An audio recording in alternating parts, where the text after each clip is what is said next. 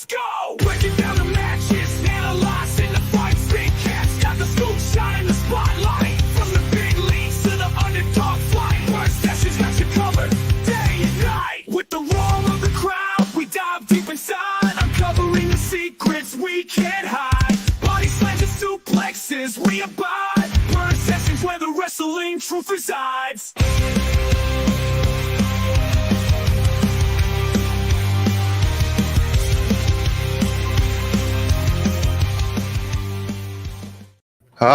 Welcome to the show. I had a drink and it disappeared.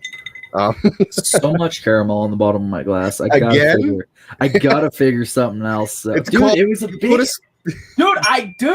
It was a big ass bottle. This is what I'm gonna be drinking for the next couple sessions. But dude, I stir this shit so much it just congeals at the bottom. You're just gonna have to put a cover over it and just shake the shit out of it. Is what you're gonna have to do.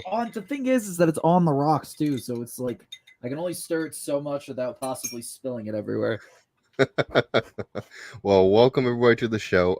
Before we start the show, I almost completely forgot.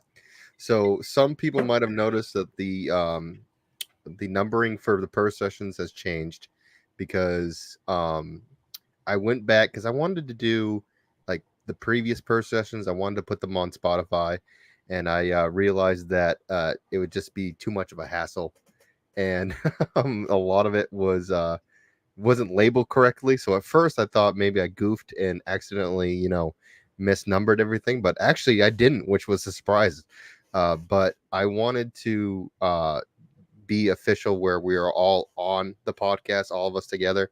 So I relabeled everything from 1 to 20. So this is now episode 21 instead of 50, whatever. But you can go back and you can watch those previous before the show happened. I renamed it to Fridays with Big Cat, where I went back and chatting with fans and talking about wrestling. I did a lot of watching matches, and you also see Levi's on a few of them too. We just sat back and watched a lot of independent wrestling.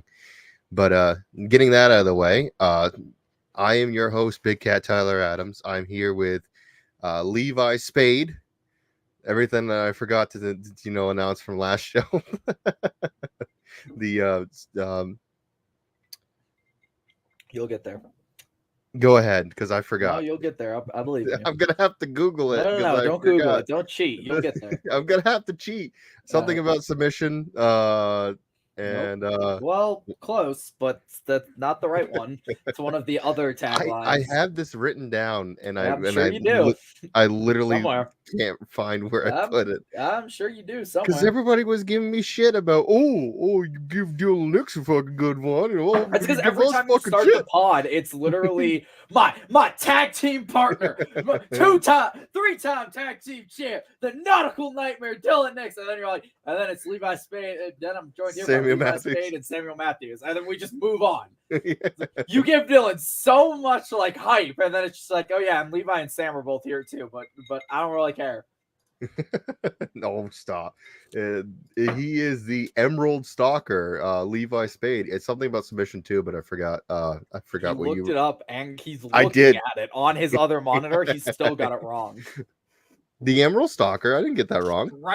Striker. Sorry. Striker. Yes, I did get it wrong. You're right. No, you're the Emerald Stalker. Striker. And the soul of submission style. Look at these emeralds. It's so easy. I do strikings and I do submissions. My strikes are as hard as Emerald, so I'm the Emerald Striker. And I'm the soul of submission style. Soul of submission style, yes. I'm gonna have to write that down, stick it on my monitor so I don't fucking lose it again. But anyways, guys, welcome to the show. Dylan Nix and Samuel Matthews, even though fuck Sam, but hopefully Dylan's taking care of him today. They're at Gino's in Portland for NAWA. Gino's, we talk about that a lot. That's a very fun building. Always packed out full of people that have no clue what wrestling is, but they're drunk off their ass and they enjoy the show. So Levi's here with me because apparently He didn't have any shows today. I was gonna say because I don't have anything better to do on a Friday night. Just Yeah. you can say it. Yeah, and hey, this is what better Friday night than hanging out with me on the podcast. So Me sleeping to get up at 3 a.m. when I have to go to work. That's true. That's true. Actually, to get up at 2 a.m. because I have to go to work for 3. Gross. But we got a good show for you, even though not everybody's here. So a lot of things happened. Well, we got to play a video later of we had a communication about what happened last week for MEW, and Samuel Matthews decided to interrupt a private conversation and his opinions. So we'll play that later in the show. What? Don't do this to me. I asked you about it. I highlighted you in the chat. Do y'all understand how business works? How do you keep having these business meetings without one of the business partners being? Look at the chat. I asked you 3 times, like, hey, you gonna jump so much in the chat. I read something earlier about me fucking coming home to beat the shit out of someone. I don't know what the fuck y'all are talking about. Wait, what? I didn't see. I don't fucking know, dude. I didn't see that in the chat. I'm getting fantasy bookings in the goddamn chat. The fantasy bookings is definitely not what we do all the time. When the fuck was this meeting? Yesterday night. You might have been in bed. Well, I probably was, considering I was up at 3 a.m. I was up at 2 a.m. to go to work this morning, so I probably was sleeping. Well, that's good because I was kind of wondering if it maybe mad shit and you cut it all out, so it's just I made sure we did that. No, I was actually kind of worried that maybe he fucked something with your system because that's what Sam's like to do. He's like to continuously mess with our systems on the podcast when he's not on. I was probably sleeping. Yeah, you're probably sleeping, but that's okay. We'll play that later. I got that recorded, even though the audio is terrible because it was kind of a last minute meeting, just trying to try to figure out what we should do about Sam because for some reason he wants to. Bring back the old us, the old Dylan Nix, the old I almost said the old Levi Spade, the old big guy. Okay, well, if we want to segue that, I'm just gonna touch on something real quick. It may not be Sam that apparently wants the old Levi Spade back, but Lee Edward Miller was talking some mad shit on Facebook earlier today. Really? Yeah, I just wanted to touch on it real quick because oh man, I don't even remember how the fuck. Oh, I remember. I commented. He had shared the Drake Lovecraft and ZPD post for Let's, and I had commented about the fact that I'm trying to convince the powers that be to reverse the decision of me no longer being able to wrestle Let's Wrestle and allow me to come home and choke the fucking life out of Drake Lovecraft. And Lee went on to spiel a bunch of Samuel Matthews way bullshit in my direction and about how Mike Turner learned what the way meant with oh my gosh, Kenny or whatever the fuck he's calling it, and I shot back and was like, and then he commented on the DDT because I did DDT him on a steel chair a long time ago, and we never got our match that was supposed to lead into, but he commented on that, and I told him to fucking stop whining about it because it was over a year and a half ago, and I no longer give a shit about him. And he continued to go on about Samuel Matthews Way stuff and how Mike Turner learned and that Kenny or whatever the fuck he named the kendo stick. And I was like, you named your kendo stick. That's kind of sad, actually. Don't worry. Gosh. When your head swells down and you pop it out of Samuel Matthews' ass, you'll find someone to love. And don't worry. I want to come home and choke Samuel Matthews out and choke Lee Miller out and choke Aiden Agro out and choke Drake Lovecraft out. There's a whole motherfucking list of people that need to be choked the fuck out. And then he uploaded, he updated his profile photo to one of the ones from the hardcore match when he hit me with the kendo and had more Samuel Matthews bullshit on it. And I just quoted our ancestors because for somebody that's very proud to be Native American, he sure the hell is falling into this Scientology fucking Christian weird ass cult thing that Sam's starting. He had no response to the ancestors because I was like, I'm just saying, dude, for somebody that's so heavy on the ancestors, you kind of are forgetting about their teachings here with the whatever the fuck Sam's got going on. Yeah, I don't know what's going on with Sam. Like, I even had a theory, and I discussed this with him when he decided, to jump on our private meeting and then end our private meeting, even though we were in the middle of a conversation. That I have a feeling I'm right about a lot of wrestling stuff, but I would not be surprised if Drake Lovecraft is involved in this somehow. Just because we tell them, Sarnara, we're done with you, me and Nix, and of course you were the first one, and rebuilding our friendship. Oh yeah, that was the other thing. You guys should have seen the betrayal coming, and that's the person he wants. And yeah, that was another thing that got mentioned. You guys got called out in it too because I betrayed you guys. Yeah, no.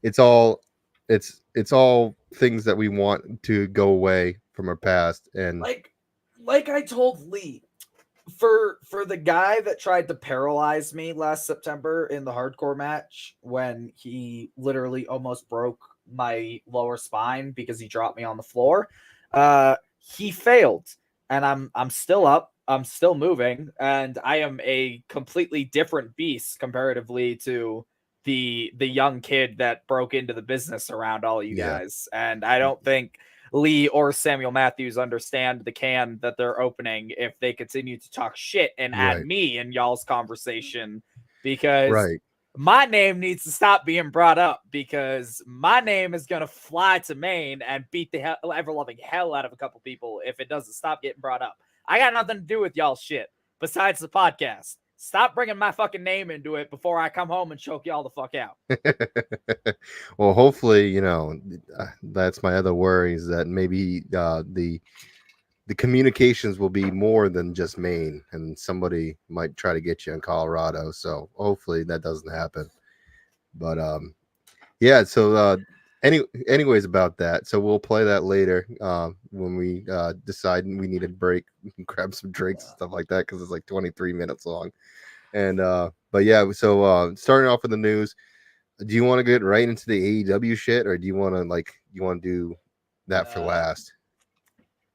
I mean, we don't have the Nix report, so we could probably start with the shitty news and then move on to the more decent ones. So okay, all right. So I don't know if you saw this. This is breaking. I think it was last week.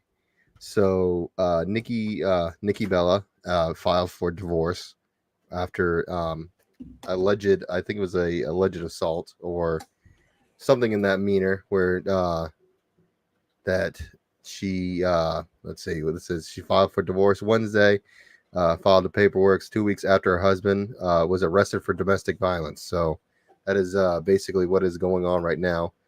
Arrested on suspicion of domestic violence. His wife of 2 years, Nikki Bella, has filed for divorce. Yeah, I don't know if you had the same thing that I pulled up, but yeah, she was married in 20. No, mine's got less ads. It's from CNN. Oh, okay. But yeah, it's a very sad story. Hopefully, she's doing well. Yeah, that's very shitty.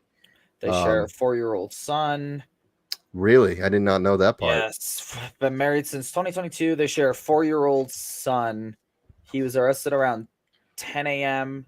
in the town of Yultonville on August 29th of suspicion of felony domestic violence. Damn. Yeah, that's terrible. That's terrible. I feel, I didn't even know she had a kid, so that's even worse. So hopefully, everything that comes out of this good, and yeah, just hopefully they'll be doing all right soon. So yeah, Bret Hart, he was on Monday Night Raw, and I got all excited for it because I was expecting this, this awesome Hart promo. I'm not even gonna bring it up, like the video, because it's not even worth it. Because as I was clipping for it, literally, this is what happened. Gunther came out. He talked his shit about Bret. He's like, oh, I idolize you, Bret. Blah blah blah blah. And then Sami Zayn came out. Sami challenged again for Gunther's title, They get at it. Gunther says you're beneath him. They start getting into it. Brett said one sentence, and then they did a little bit more. Gunther and Sammy, and then that was it. I was like, okay, so I guess we just brought Brett on the show just to say, hey, guess what? Fuck you, AEW. We got Bret Hart too. Can I just since we're on the topic of WWE, the Bret Hart thing was kind of disappointing.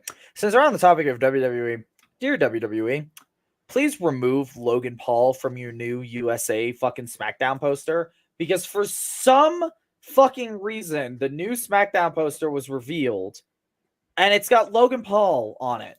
I gotta see this because I haven't seen it. Oh, I saw it on Instagram right before we started.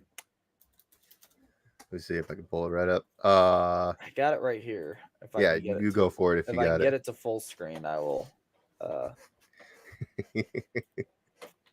I couldn't fucking believe it. I'm honestly surprised he's still with WWE with that's all the why shit I that's said been I going couldn't on. fucking believe it.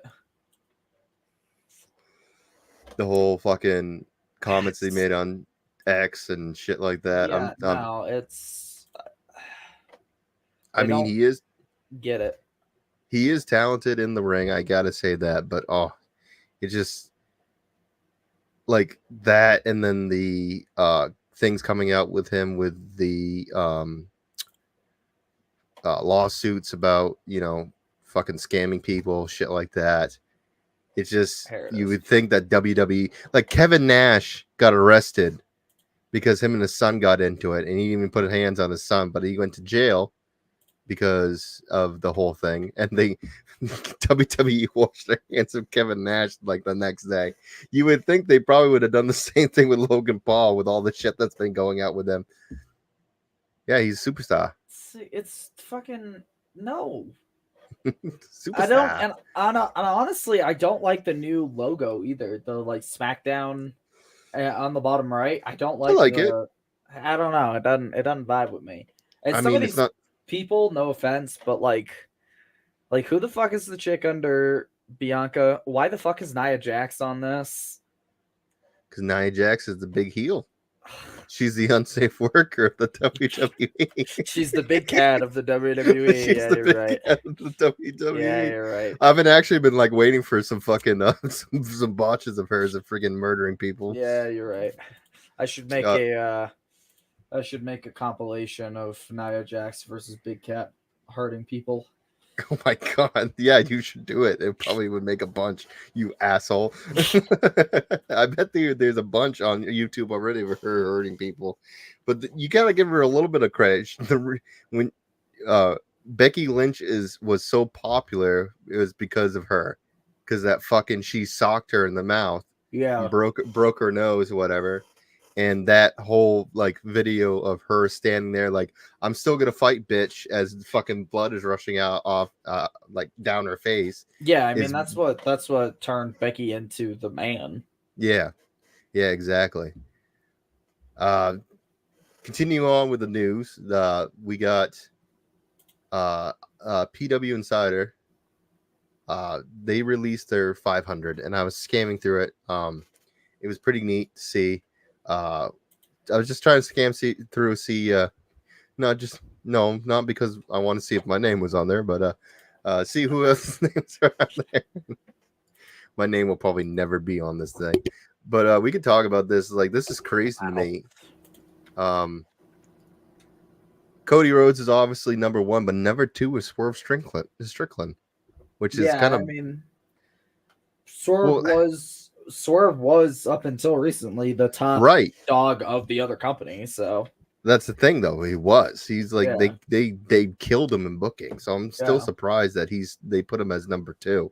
But and then we got Will Ospreay, which doesn't surprise me, and Seth Rollins. I'm honestly surprised Punk isn't on. Like, that's because Punk has spent most of the year injured. Is true. Can't put somebody on a wrestling magazine for promo work. That is true. I did not think of that. Dipshit. I have no clue who the fuck that is. Tonight though. Yeah. New Japan. I legend that is Naito. okay. I don't watch a lot of New Japan. I just God watch what you guys send You me. fucking uncultured swine. I guess they're getting Priest. Damian Priest number 6. I guess I gotta watch more New Unpopular Japan. opinion. I really don't like Damian Priest. Really? I don't know what it is. I've never vibed with I respect Priest and the work that he does, but I've never like vibed with him enough to actually like him. I like the new shit like he's been doing. Like Judgment Day was kind of meh, but like with him and what's going on with Rhea Ripley, I'm really liking that. It's the same thing with since he's right there, it's the same thing with MJF for me. Like Yeah. I respect the work of MJF, but he's not one that I go out of my way to watch. Well, he's basically holding that fucking company up right now. So John Moxley honestly surprises me at 8. Yeah, that doesn't feel right. Yeah, that doesn't feel right. Like I be would there. feel like Rhea Ripley should have been on here already because she's done like she was literally Woman of the Year. Gunther, I can see. Yep, 9. Okay, Gunther's that's he killed it as Intercontinental Champion, so that's understandable. But still, Rhea Ripley not in the top 10. Did she make the top 15?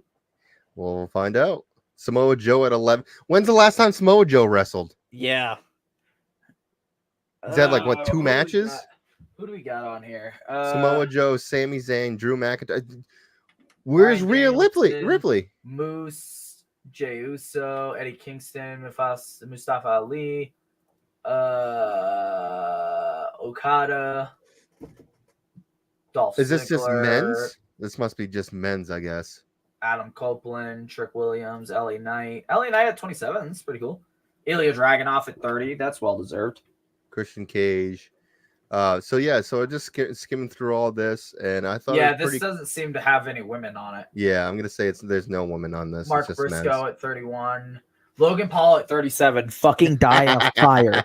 Die in a fucking house fire. You're so angry. Die in a fucking house fire. Shit.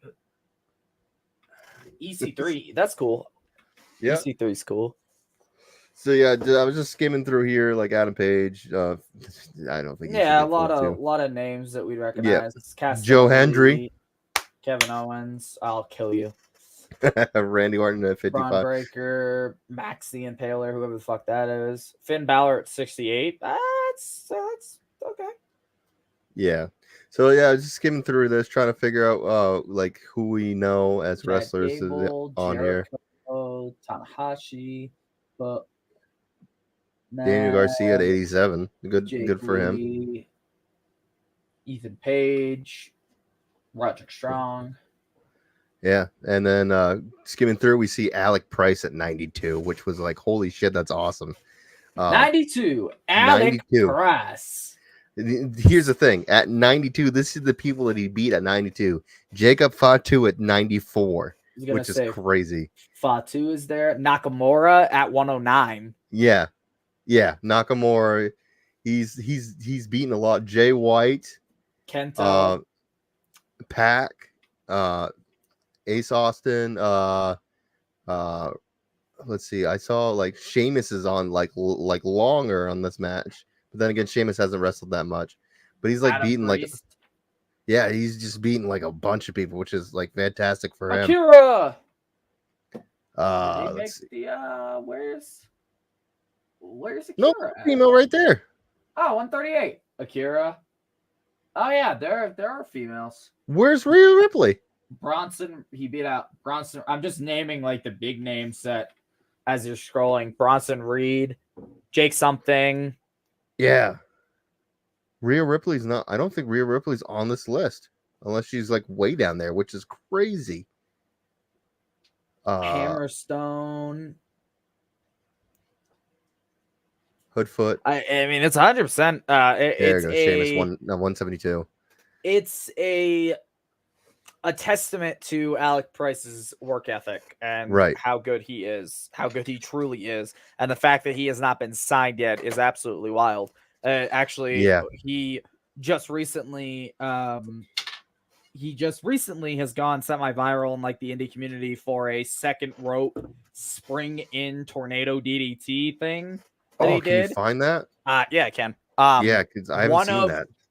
One of the people out here actually that she is together with the owner of Primos, so she's also a trainer at the school, but she actually shared it to her page the other day, and I was like that's hilarious because that's the Northeast Beast. I was like, that is my fucking homie Alec Price. Yeah. I was like, that is the motherfucker. And Yeah, you want to talk motherfuckers? It's like, that is the motherfucker.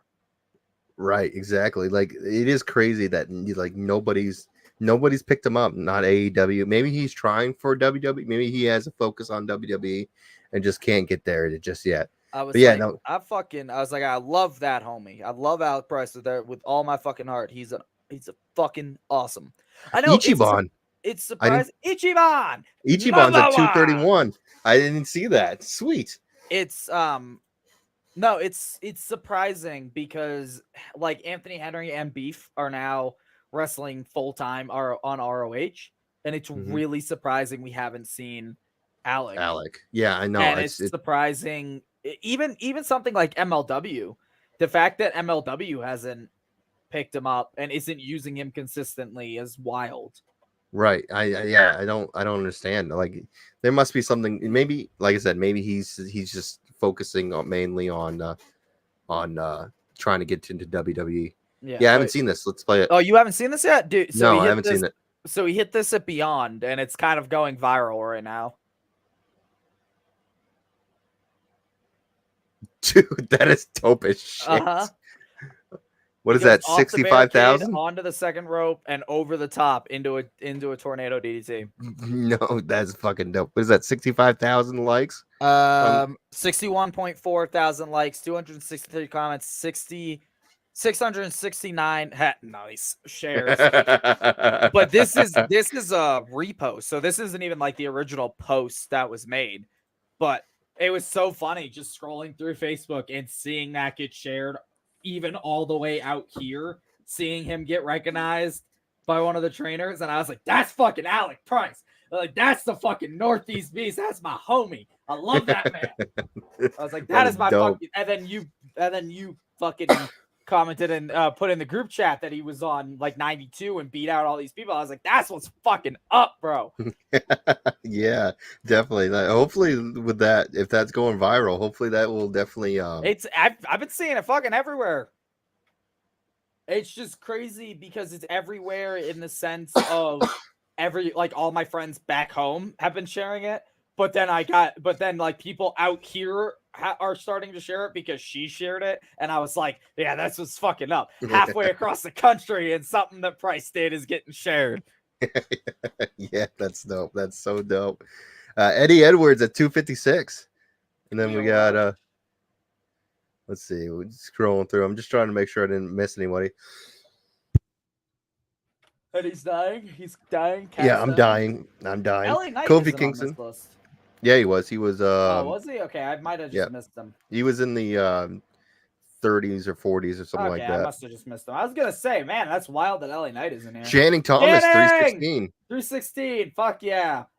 Not only is Channing at 316, but he got a picture too. See, that's the thing. Not only do you make the list, but the fact that like it's one of your pictures, even if you're not at the top of the list, the fact that you are being physically shown, right?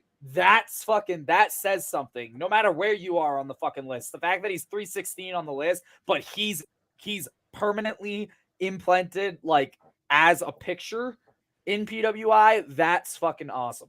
Right, exactly. But fuck Channing Thomas. Fuck Channing Thomas. I still can't find the Jim Cornette. He posted it. I'm pretty sure it was a I can't remember what it is, but what you pay money for celebrities to say shit. And it's Jim Cornette looking at the camera goes, fuck Channing Thomas. Like, fuck Channing Thomas. Yeah. Let's see.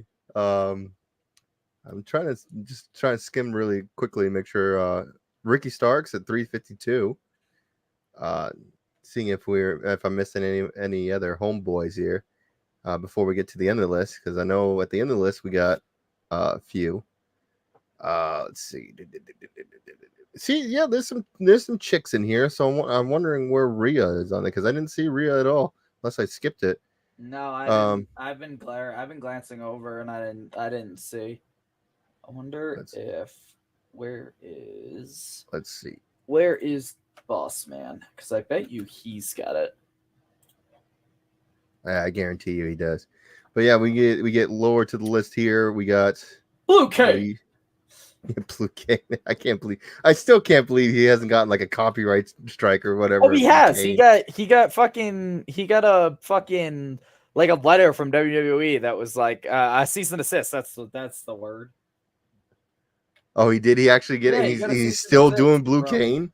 I don't know if he's still doing it. I just know he got a cease and desist from WWE. He's probably just like, finally, it took so many years, but finally. Rip Bison's on here. Where the hell is he? Let's see. I know he's towards the end right here. 478 Rip Bison.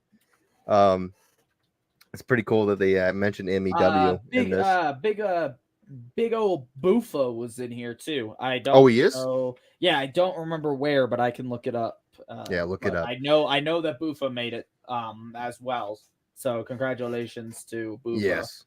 Smiley, my buddy Smiley at 496. Congratulations. Smiley.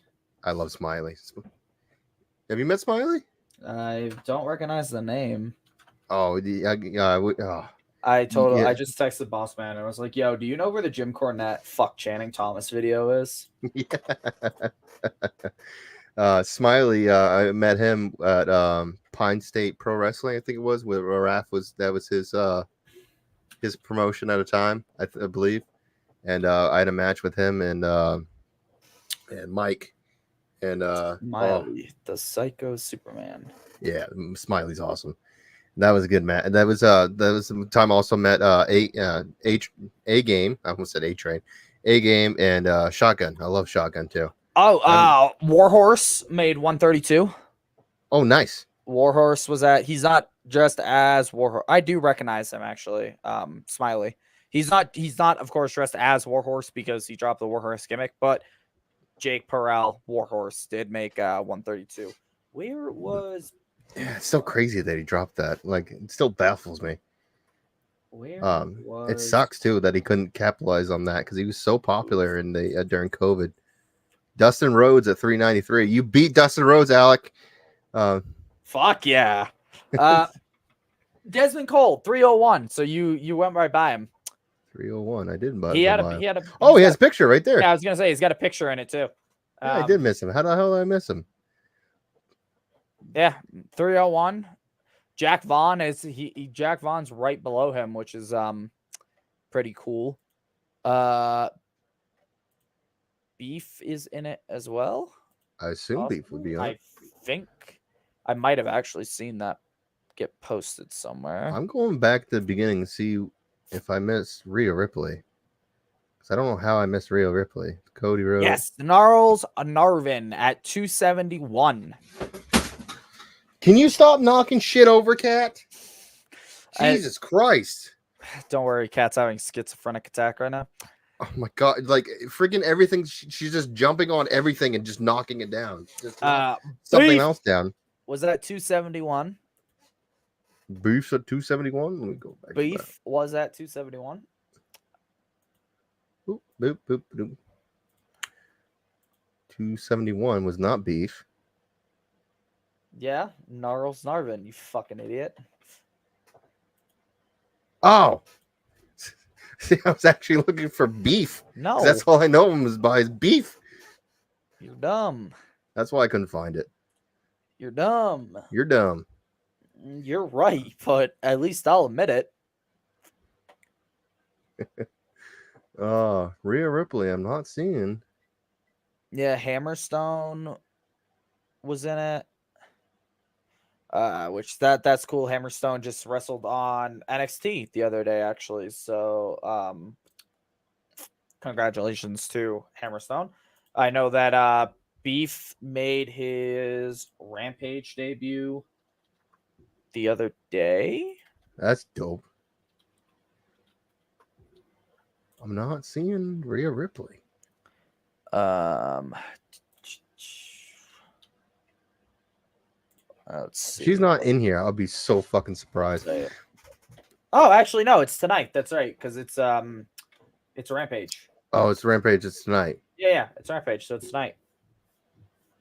Roddy Strong versus Big Beef with Anthony Henry in his corner. Nice. Made his Rampage debut tonight. Nice. Good for him. Good for him. I don't think Ripley's on the PWI, buddy. I don't think so either, which is baffling to me. I don't know that she's not on it. That's crazy.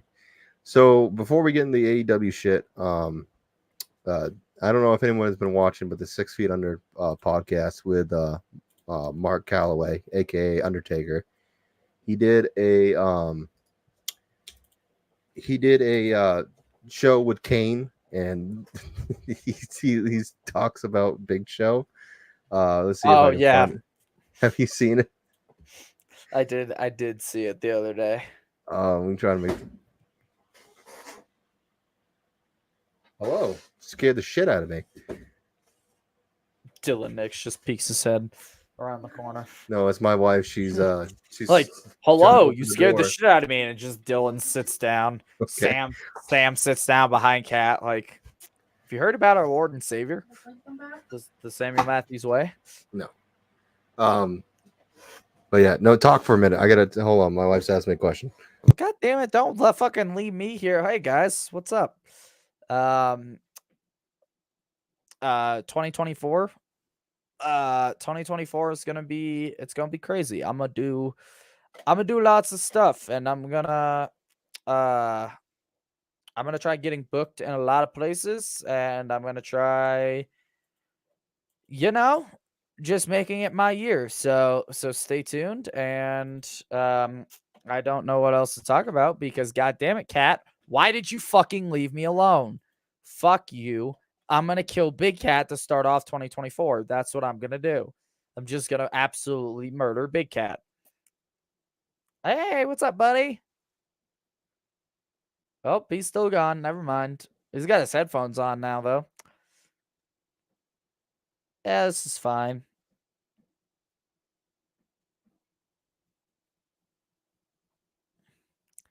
Oh, yeah, it is. Yeah, 2025. Yeah, you're right. Fuck it. Whatever year's coming up. So, anyways, yeah. So they're trying to find fucking Mike's. Well, then he's gone. Yeah, 2025. You know what it is, how it is. Yeah. Words in English and fucking fuck me for trying to promote the fact that I'm gonna make it my year. Just fuck up one thing and get called out for it.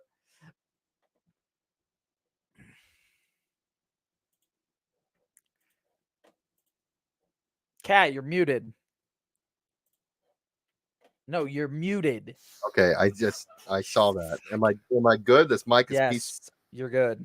Okay, so I'm trying to find when with the shit with Big Show, but I can't fucking find it. There's a clip of it somewhere. Yeah, short of it. Basically talking about the. Oh, look at that! I just found it when I was gonna say I think it was on YouTube actually. I was gonna say I just literally found it as I was trying to find it. All right, here we go. He had some heat anyway, remember? Because yeah, not him. No, he left the WrestleMania earlier or whatever. Remember that? And then, I thought you were talking about something serious, like trying to palm the 5-5 when we were playing domino. Well, that too, yeah. He was a natural bully, and he would talk to people. And I'm just like, no. That's not how we. No, we do not talk about. Do you remember the SummerSlam that we had in Minneapolis? And it was me and X-Pac against you and Show. Yes. You literally slapped him in the middle of the match. You just set your own tag team partner. His very first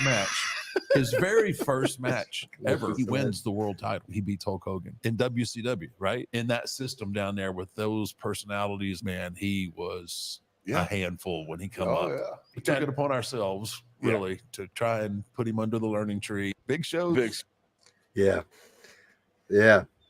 I wanted to find the full clip of them talking about it, but yeah, there's been a lot of talk about WCW with a lot of the guys having issues because that was really a cutthroat business with WCW. It's like, oh, you quote unquote got hurt by accident. I guess you lose your spot and I have your spot now.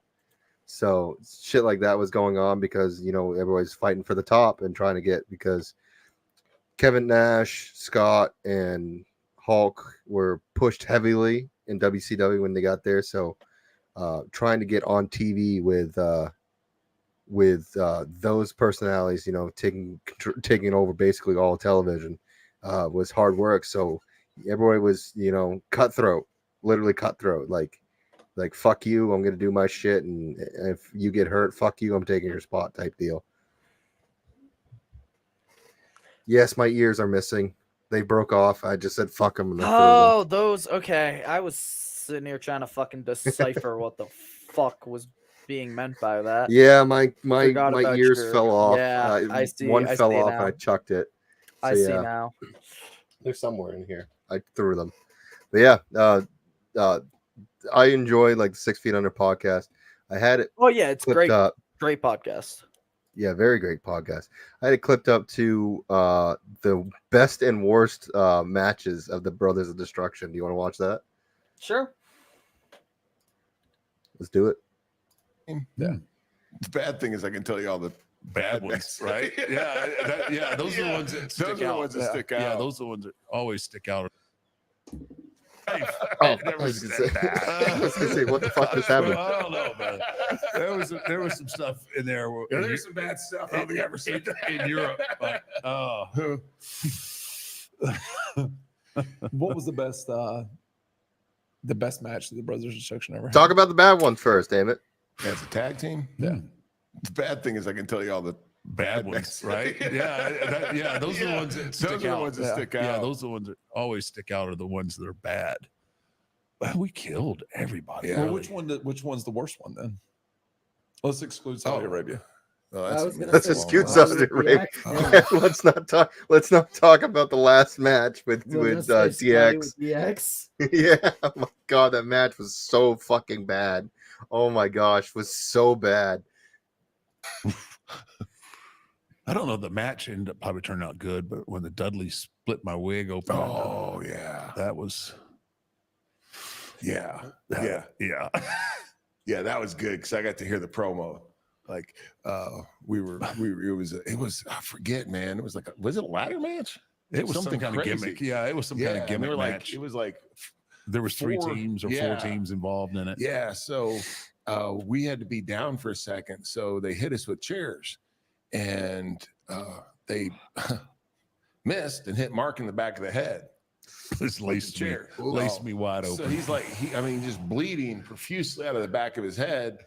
And I'm laying there like next to him, and then he just starts like cussing, threatening people. And I'm like, listen, I turn. Can you imagine that? Just accidentally, potato fucking a taker, and you're just trying to do your shit, and you're just hearing on the bottom of the mat, you're like, you motherfuckers, I'm gonna when I get up after this fucking I'm gonna fucking kill you. I'm gonna fucking kill you. Yeah. When as soon as I get up off this fucking mat, I'm gonna fucking punch him in the face. Like, we'll get to that later. What happened, Sanyo Matthews? Did Trust me. fucking since we're on the topic of the Brothers of Destruction, it just reminded me of this, and I had to fucking find it. You've seen this clip, right? I think I have play it. words for you. Go yourself. Yeah, I've seen that. Go fuck yourself. Just completely, and then he's just like, pretty good, that's it. Just completely forgets what the fuck he's gonna say. It's like one of my favorite clips that comes about every now and again. They have a bunch of good ones. Like my favorite things would like when they're trying to break Taker, like doing the stupidest shit, like in the ring trying to break his character, and he's trying not to laugh. Did you see when Booker T talked about the Taker Rooney? Yes. And Booker, like, he came out like Taker Taker was there. Taker started like under his breath swearing at Booker, like you motherfucker. Booker was like under his breath being like, don't fucking attack me, bro. I'm just doing my job. I'm just doing what I was told. And then it's like everybody came out to try and get him to do a goddamn spinneroonie. Yes, yeah. Did he not? Did he try to do one? No, it's Kane who actually did one. Yeah, Kane did the he just spinneroonie. walked out and then went backstage, and he's talked about it. He went backstage and fucking when Vince got back there, it's like, you should have fucking done it. You should have. And he was like, no, fuck no. And then he walked away from Vince. If I remember correctly, he said the hardest of not trying to break was always from Rock. Because Rock would just fucking say Rock shit. or JBL. JBL got him. JBL, he's said a few times. Got him to like this fucking close, because that was JBL's whole fucking thing. Yeah. With his character was just trying to get Taker to break anytime they were across the ring. Yeah. Oh shit. I guess we can play this a little bit more. Turn out well for anybody in the ring tonight. Yeah, that's what we're thinking there, buddy. Yeah, it was good for business. It was good for business. Yeah. I kind of stayed away from that for as long as I could. And I was like, oh, this is that. I don't think this is going to be good. What's the worst injury you had? The most painful thing that had happened to me was Show superplex me. We had a triple threat match. It was Big Show, Shawn Michaels, and me. And Show superplexed me, and he landed on the ring. He hit the ring first. And of course, I'm coming off the top rope doing a flip. And at the time, I was solid 310 pounds or so. And of course, he's over 400 pounds. So the physics does not always work in your favor. And it did not this night. As he's hitting the ring, obviously, then the ring is coming back up as I'm coming down to land on it as well. That's how I broke. Yeah. Ooh, That's why I don't do superplexes either, because I'm a fucking boulder. It's coming down. Fat motherfucker. Dude, I still like I always have that visual of if I ever have a match with Jason Maverick doing a superplex with him. Oh, that would break a ring. That's why I haven't suggested it. Shatter. Because I'm terrified of destroying that ring. Done it at Crown. No, that's the thing. Like I'm so scared of fucking breaking a ring because You and Eric, especially me should've and done it Eric. at Crown's ring could withstand it. You and Eric could have done it at Crown, and it would have been fine. I don't have $6,000+ to test that theory though. That's the problem. If I had money to throw around, you damn right I'd fucking try it, but I don't. Like, okay, we're gonna make sure we're the last match, and we're ending it in the superplex because probably the fucking ring's gonna explode. So Crown's ring. That's it. I think Crown's NAWA's ring would just go. Oh yeah, just no, explode. fucking, it would collapse. Middle of it would just collapse in on itself. It would be done. Fucking Larry would be running out from the back. Don't you fucking dare! Like Comes out, sticks a thumb up whoever on the bottom's ass, but that inadvertently causes them to fall backwards because they're not expecting it. So it's just a fucking Tower of Doom. Yes, I could literally see them just running out of the locker room trying to stop a superplex from me and whoever's fucking taking it. Dude, that'd be such a good like story spot though, where you get up for the superplex finally, and just the whole locker room pours out like, no, fuck that, don't you dare. Don't break the ring. No, don't. Your first match. Relax. You don't need to do it. Oh my god, that'd be even worse. I should do it as supernova ring just to my bon voyage. Please fucking do. Oh, this is why I'm never allowed back at Supernova. No, because it's what's his face's ring, and I don't want to do that. I can't remember what his name is. I like him. So you forgot his name too, didn't you? Yeah, you giving me shit. Give me a second. Yeah. Hang on. You know who it is too. You can picture his face, but you can't fucking remember. I want to say Frank Yeager, but that's a different guy. I think it's Frankie though. Is his name or yeah? I think it's Frank something. Yeah. Oh. You gotta Google it now. Bones, something Bones. Toothpick City. Something bones. Oh shit. Something bones. Who the fuck you talking Toothpick City, my guy? The chat. I'm talking to the chat. Colt. No, I don't know who Colt is, but Yeah. yeah, that yeah. So check out the 6 Feet Under podcast. It's great. We're gonna continue on because we get that package to play with Samuel Matthews, and we're gonna do the ending of the news with AEW. This is the biggest thing.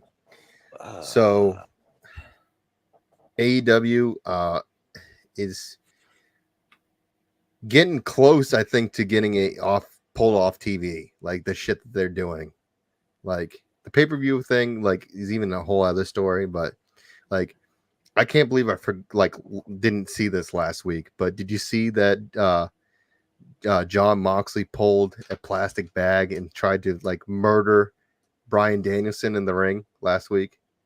Yeah. So yeah, the Battle Club. No. Blackpool. Yeah. Blackpool Combat Club turned on Daniel Bryan. Oh no. Oh, do I message? Oh, do I? Oh no. Sorry, I got ADHD. It is Frank. It is Frank Bones. Frank Bones, yeah. Yeah. Good guy. I'm gonna message the Per Sessions chat real quick. Go for it. I don't want to say this out loud because I don't want to like cause anything, but Toothpick City. the ring explosion. Okay. Oh, is that a match or something like that? Toothpick City? No. If the ring exploded, all the wood. Oh, yes. Oh my gosh, I couldn't imagine that. All the fans blinding the fans. Ah! It's like, oh my god! Yeah. Oh shit. Y'all hear my dog?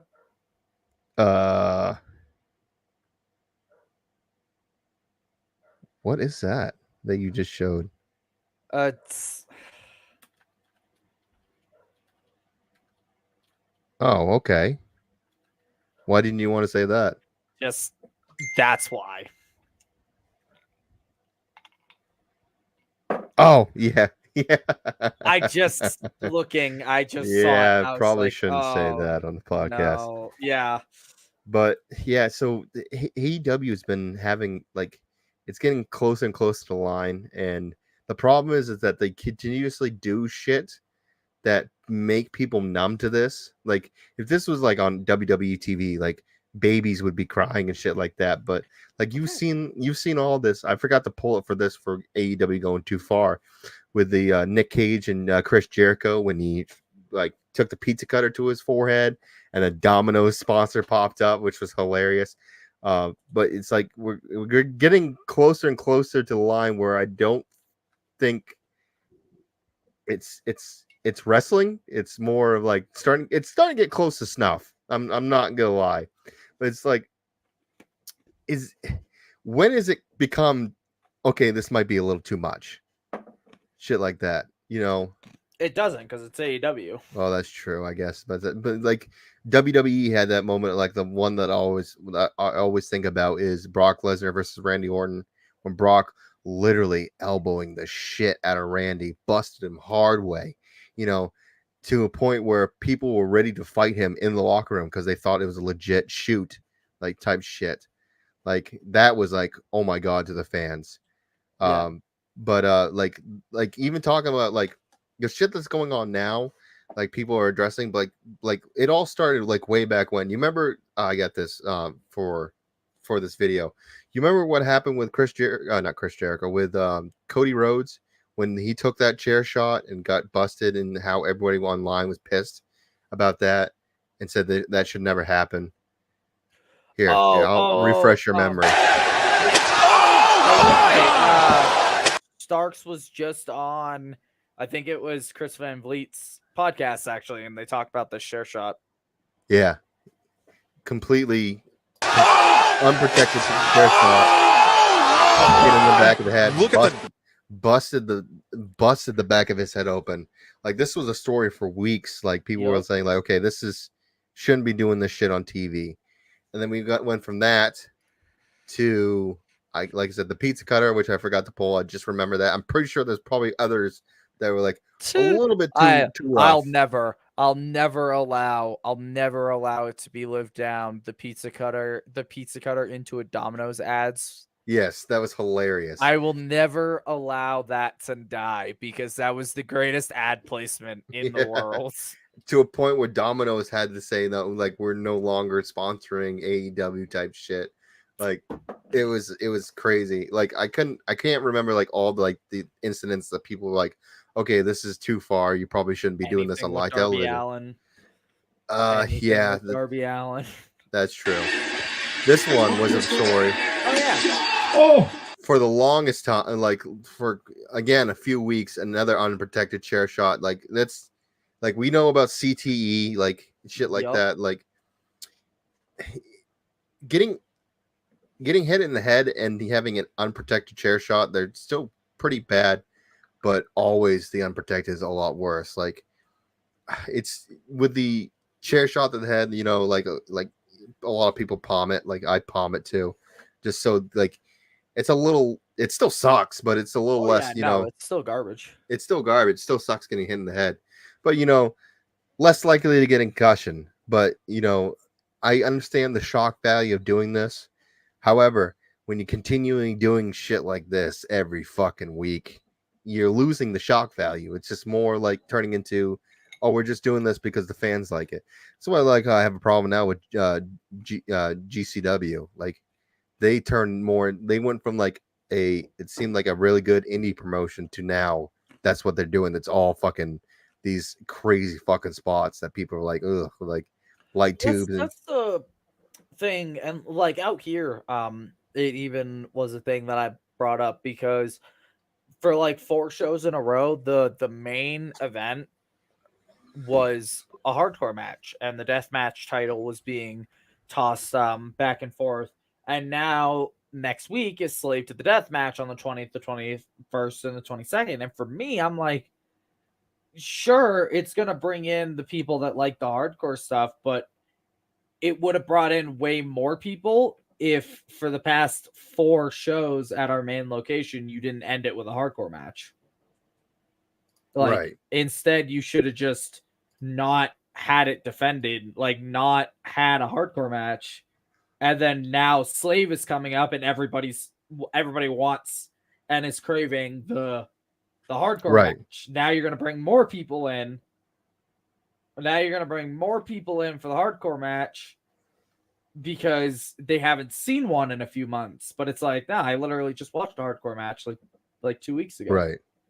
See, the thing about the New Jack stuff is that New Jack was basically like the only one doing it at the time before like ECW. That's true. New Jack kind of revolutionized in the state-wise before ECW came along. And ECW it's all that stuff that happened to ECW. It only happened at ECW. If it happened at WWE or WCW, it was a major thing because that wasn't part of their type of show.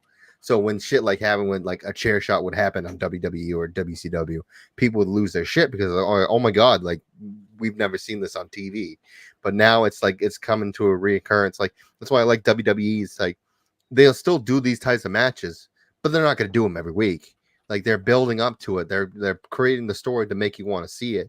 And I think that's the problem with AEW. They kind of have the indie mindset of like people want to see it. Let's just fucking show it. So. Like when people get busted, I know John Moxley used to get shit, and that's why he doesn't do it anymore. He'd have any fight, he'd fucking bleed. He'd fucking like blade himself, and everybody was like, everyone would make fun of him. It's like, dude, you're looking like a bitch because nobody else is doing it. It'd be a different story if everybody else in the show was doing it. If they would look like they're having an actual fight, and then people getting cut open and shit like that. But you're just like you breathe on you, and you're busted open type thing. Which is why he stopped doing that. Yes, the mass transit incident that was crazy. I think we talked about that at the last show where I think the guy wanted money. The parents wanted the money. The kid was 100% in the wrong, and they got a settlement out of it. But this is the crazy stuff that happened last week. I missed absolutely it. Disgusting. Friggin- It's disgusting. Doc Sands he's got to get the Daniels. It's just How can Mark? you're getting close to like that shit shouldn't be on TV type thing. And even though we know it's fake, it's like, ugh, that's a little rough. And then we had the All In pay-per-view. I believe that was last week. I think I so. believe. Yeah. And this match, not only was it bad, it was rough to watch. Really rough to watch. It was Swerve Strickland versus Hangman Adam Page. They try to build a story within a week.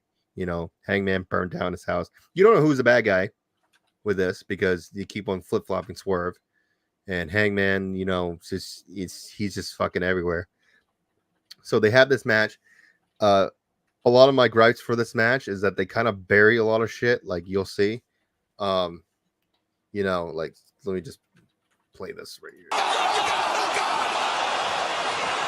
First off, already starting with stabbing him in the head with piece of the house, burnt house. That was rough. Especially if you watch the first shot, he busted him open hard way because he legit stabbed him in the face with the spike. So like, okay, this is how this match is gonna go. So then we got the.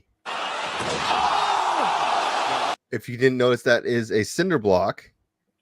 Who Swerve got powered bomb on and then continued to wrestle. You know. So we were talking about this match at the show on Sunday, and there's I don't know if you have it queued up, but there's a spot where Swerve gives Hangman a reverse driver on the cinder block, and they posted it to Instagram, and they were like, "Oh my God, Hangman just got his head dropped on a cinder block. Will he ever be able to recover?" But they did it with the worst camera angle possible. And you literally, so it's the reverse driver happens, and you literally watch Hangman. He just like skims the cinder block with his back. Like his head comes nowhere near the cinder block. And AEW posted it like, "Oh my God, Swerve tried to kill Hangman, dropped him head first on a cinder." And I was like, no, he didn't drop him head first on a cinder block, because you guys just posted a video where you clearly see the fact that Hangman came nowhere fucking near the cinder block. And so like shit like that just makes me laugh at AEW more, because I'm like, you're trying to make this out to be some oh my God kind of thing, but then you post it with a video attached that's literally showing that it's fake. That's like the camera angle showing he didn't fucking hit the cinder block, he barely fucking skimmed it. And y'all are like, "Oh my God, it's the most brutal thing since fucking ECW." And I'm like, no, the fuck it's not. He didn't even fucking touch the cinder block. Yeah, exactly. But in ECW, if you would have done that, they would have been like paralyzed and they would have stopped the match and shit like that. No, he's gonna keep going. Like this, like the shit, like now you just get back body dropped on a cinder block and then stand back up and do 20 more minutes. yeah, exactly. So it's like you're ruining like spots like that was told through time doing shit. It's like, oh, this guy's paralyzed now or whatever. You're just doing it like in the ring, like it's just one up and crazy after crazy, and I don't like it. And then syringe spot. What are we seeing here? That apparently a wrestler got pissed and posted about it that they stole his spot. Okay, if you're doing a syringe spot, let's be honest. Fucking, you shouldn't. That's just why. I hate it. Why? I hate it. Don't do it. It's fucking terrible. Why are you doing that?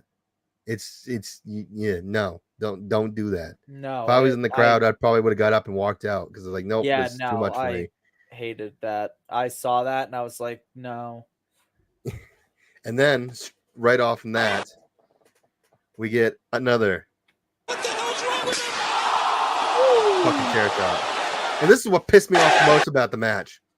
After that chair shot, they done all this shit, and then the ref goes, he's knocked out, match over.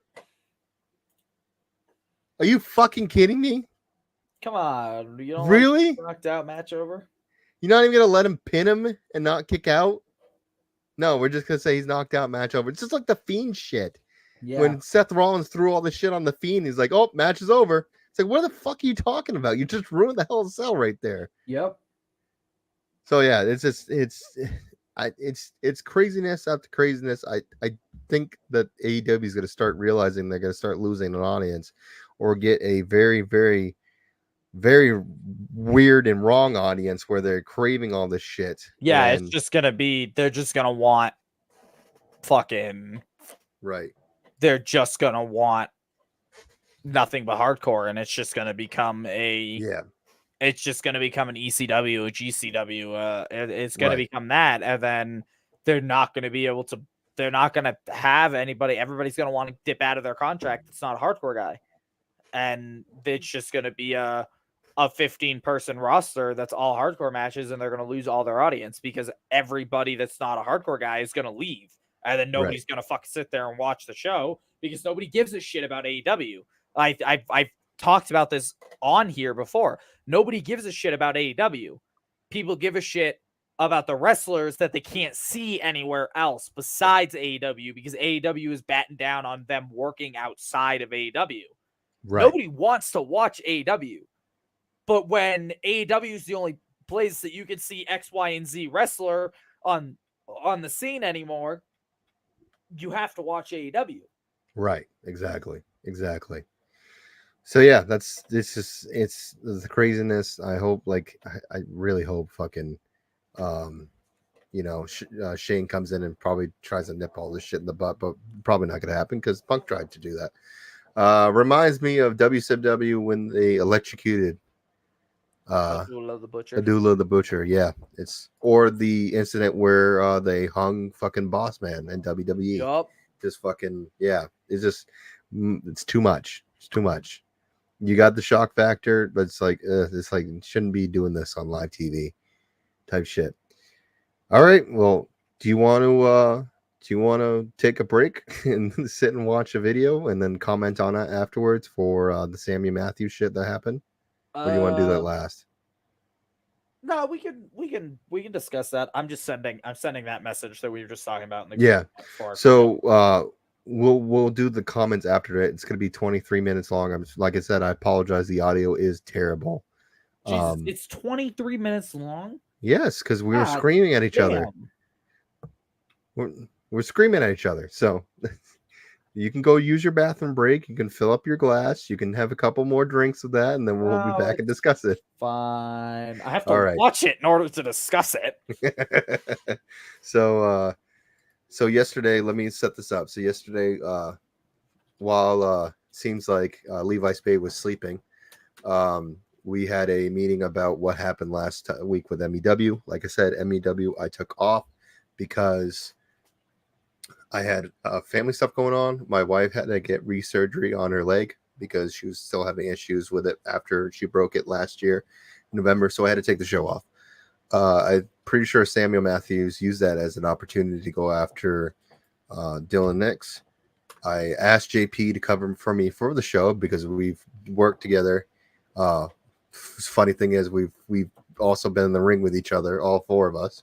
You Levi Spade, Dylan Nix, me, JP. So I asked him to cover because A, he knows all of us, and B, I'm pretty sure he can do a damn good match. So Sammy Matthews, I'm gonna see while playing this if the video is available, because I know there's hard cam of it of Sammy Matthews and Lee Miller attacking Dylan Nix and JP O'Reilly as well as the promoter, which is not okay. So that's what the meeting was about. Do we say okay, enough is enough, and we get Sam to probably not be on the podcast anymore? Or do we just pretend he's not there type thing? And as we're discussing this, what's going on, Sam jumps in. Let me see. Let's see. If Cat could know how to click buttons. Yeah. 8 months into using StreamYard, you would think he'd figure it out by now. No. Yeah, you would think so. But Still no, doesn't because fucking know. I had to fix some shit. So that's why it's of course it's not gonna let me do it that way like last time. So we're gonna have to do it this way. I don't know why it's been doing that. That's so weird. It's sorry, audio listeners. Thank you again for listening to on Spotify and Apple Podcasts. Actually, speaking of, shout out to Brian, a referee in training from the butcher shop, actually asked me about the podcast on Sunday at the show. I do not know if he's watching now, but shout out to you if you are. If not, if you're watching this in the future, shout out to you because he very much likes the way that I break stuff down and the way that I talk about storytelling and everything. So I had a very very nice conversation with him about the podcast and about the fact that you can listen to us on Spotify and Apple Podcasts as well. And talked about the fact that he can go back and re-listen to all the things that we have to say about the news. And then if he wants to watch the match breakdowns and whatever have you, he had to watch it live or rewatch the playback. So shout out to him because we actually all of the promoting and stuff that I do out here actually did at least reach one person because he did ask about that. And I also know that Niles Blood is a reoccurring watcher every now and again ever since we've had him on the pod. So we've got a couple fans out here. Yeah, definitely. It's always great to have more fans coming in, jumping on, and I love seeing JP O'Reilly's face this goddamn close to the fucking camera. Hey, you guys know about Samuel Matthews? You know about the stuff that Samuel Matthews did? Yeah. Back the fuck up, JP. So yeah, I just want to make sure that all the audio and stuff is good, ready to go, because I don't think it had it. So let me see. Entire screen. Let me just do it. I want to make sure I don't play a 23-minute long video and the audio isn't there without any audio. So yeah. So I wanted to make sure. So, you know that interview that I did for 23 minutes with Donkey Boy Bandit. Yeah, the one that's got no audio to it. Ah. There, everybody looked at my screen and stole my shit. Look at all the porn on freaking. Yeah, seriously. Anyways. Pause the screen, enhance. Yeah. So the audio is not going to be good, and the quality is not going to be good because, like I said, this was a meeting trying to figure out. Like it was all last second. So enjoy, and I'm just going to full screen it on our end. So. Oh, hey, look! That was much longer. You guys could have paused it. All right. So hopefully my audio is not too bad. I know that we're all very busy. As you can see, I'm in my car right now, traveling. So I don't know what happened last weekend at MEW. First of all, thank you, JP, for joining us. I don't think Levi is available right now. Can't get a hold of him. But also thank you for covering for me too for the show, as I had to be off. So, like I was trying to explain, I don't know exactly what happened at MEW, but I got a gist of it. I just want to know more from your guys' story before, we try to figure out what we should do about Samuel Matthews. So, I mean, like you just said, I had to take your place, Big Cat, and team with Dylan Nix to defend the MEW tag team titles. I've been good friends with both of you guys for a while, and I thought, it was just something like in me personally, it felt like something that I had to do. To step in and make sure, that there was a good side of justice to all this. What I wasn't expecting to have happen, after the match was kind of just ridiculous. I mean, Dylan, you can explain kind of what happened there. So we are having a very, very fun match with Los Toxisos. I hope I pronounced that right. I'm sorry, guys, if I don't. Man, I'm not trying to kill your name. It's hard. I don't speak Spanish. And the Crown. Actually, the Crown even had a sub too because unfortunately, Chad Casanova hurt his back, so Wyatt Holiday stepped in. So we're having this good little match. And as we're going, I look over and I see Chuckle A and Chuckle B, Heckle and Jekyll, standing over on the floor, and that's Sam and Samuel Matthews and Lights Out Lee Miller. So they're going, and they're of course, me being me, whatever, I don't care, I ignore them.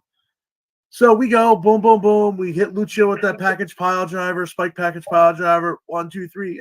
We win. Great, All of a sudden, Pearl Harbor, man. It's like freaking it's the blast in the back, stop, kendo stick shots, and I got thrown out from somebody. Yeah. I don't even know who threw me out. I don't the even know what ring. happened.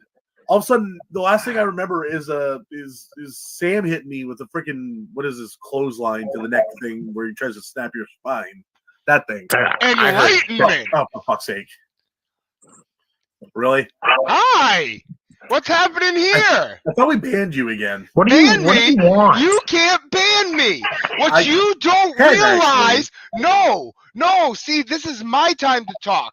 No, see, we're muting everybody. This is my time to talk.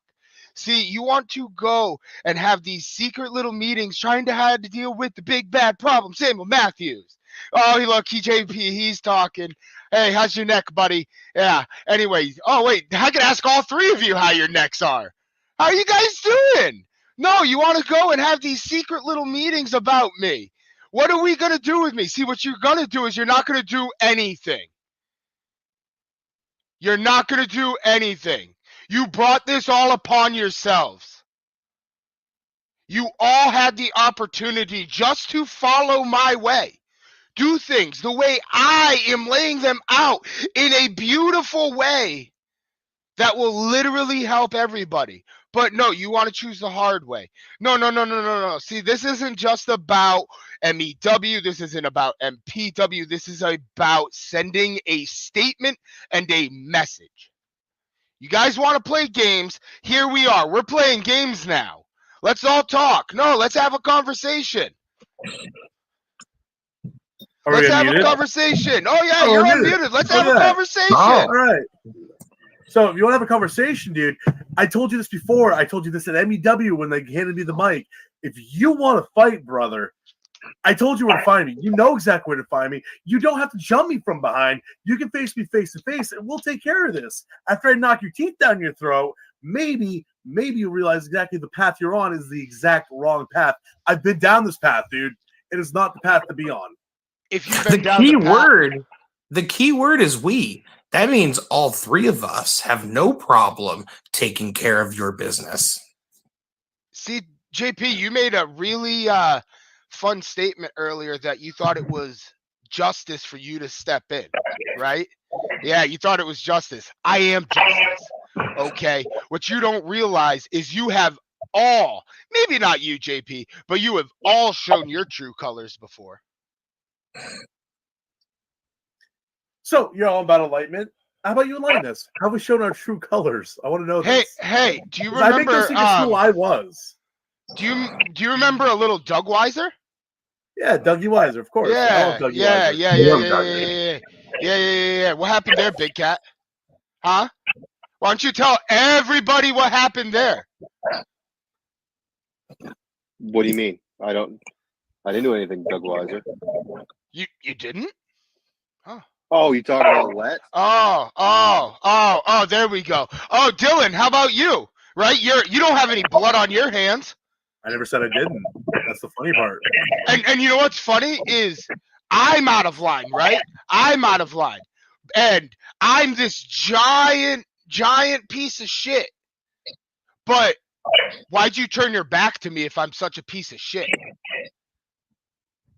How'd I turn my back on you? You knew where I was. You knew where I was. You know I'm so unhinged. I expect a little bit of honor among thieves, man. I was Honor trying to do among my thieves. things. You Yes, turned exactly. your back on me. I turned my back when I won my match. You see me jumping in your matches and jumping your ass? You know what? No, because if I did it, I'd slide in front and be like, come on, bring it. Because that's who I I'm just am. saying, look, you both turned your back on me because if you watch, see, here's something that nobody thinks about. And if you watch the footage, something very interesting happens. Mm-hmm. You remember MPW when you were hurt, Dylan, right?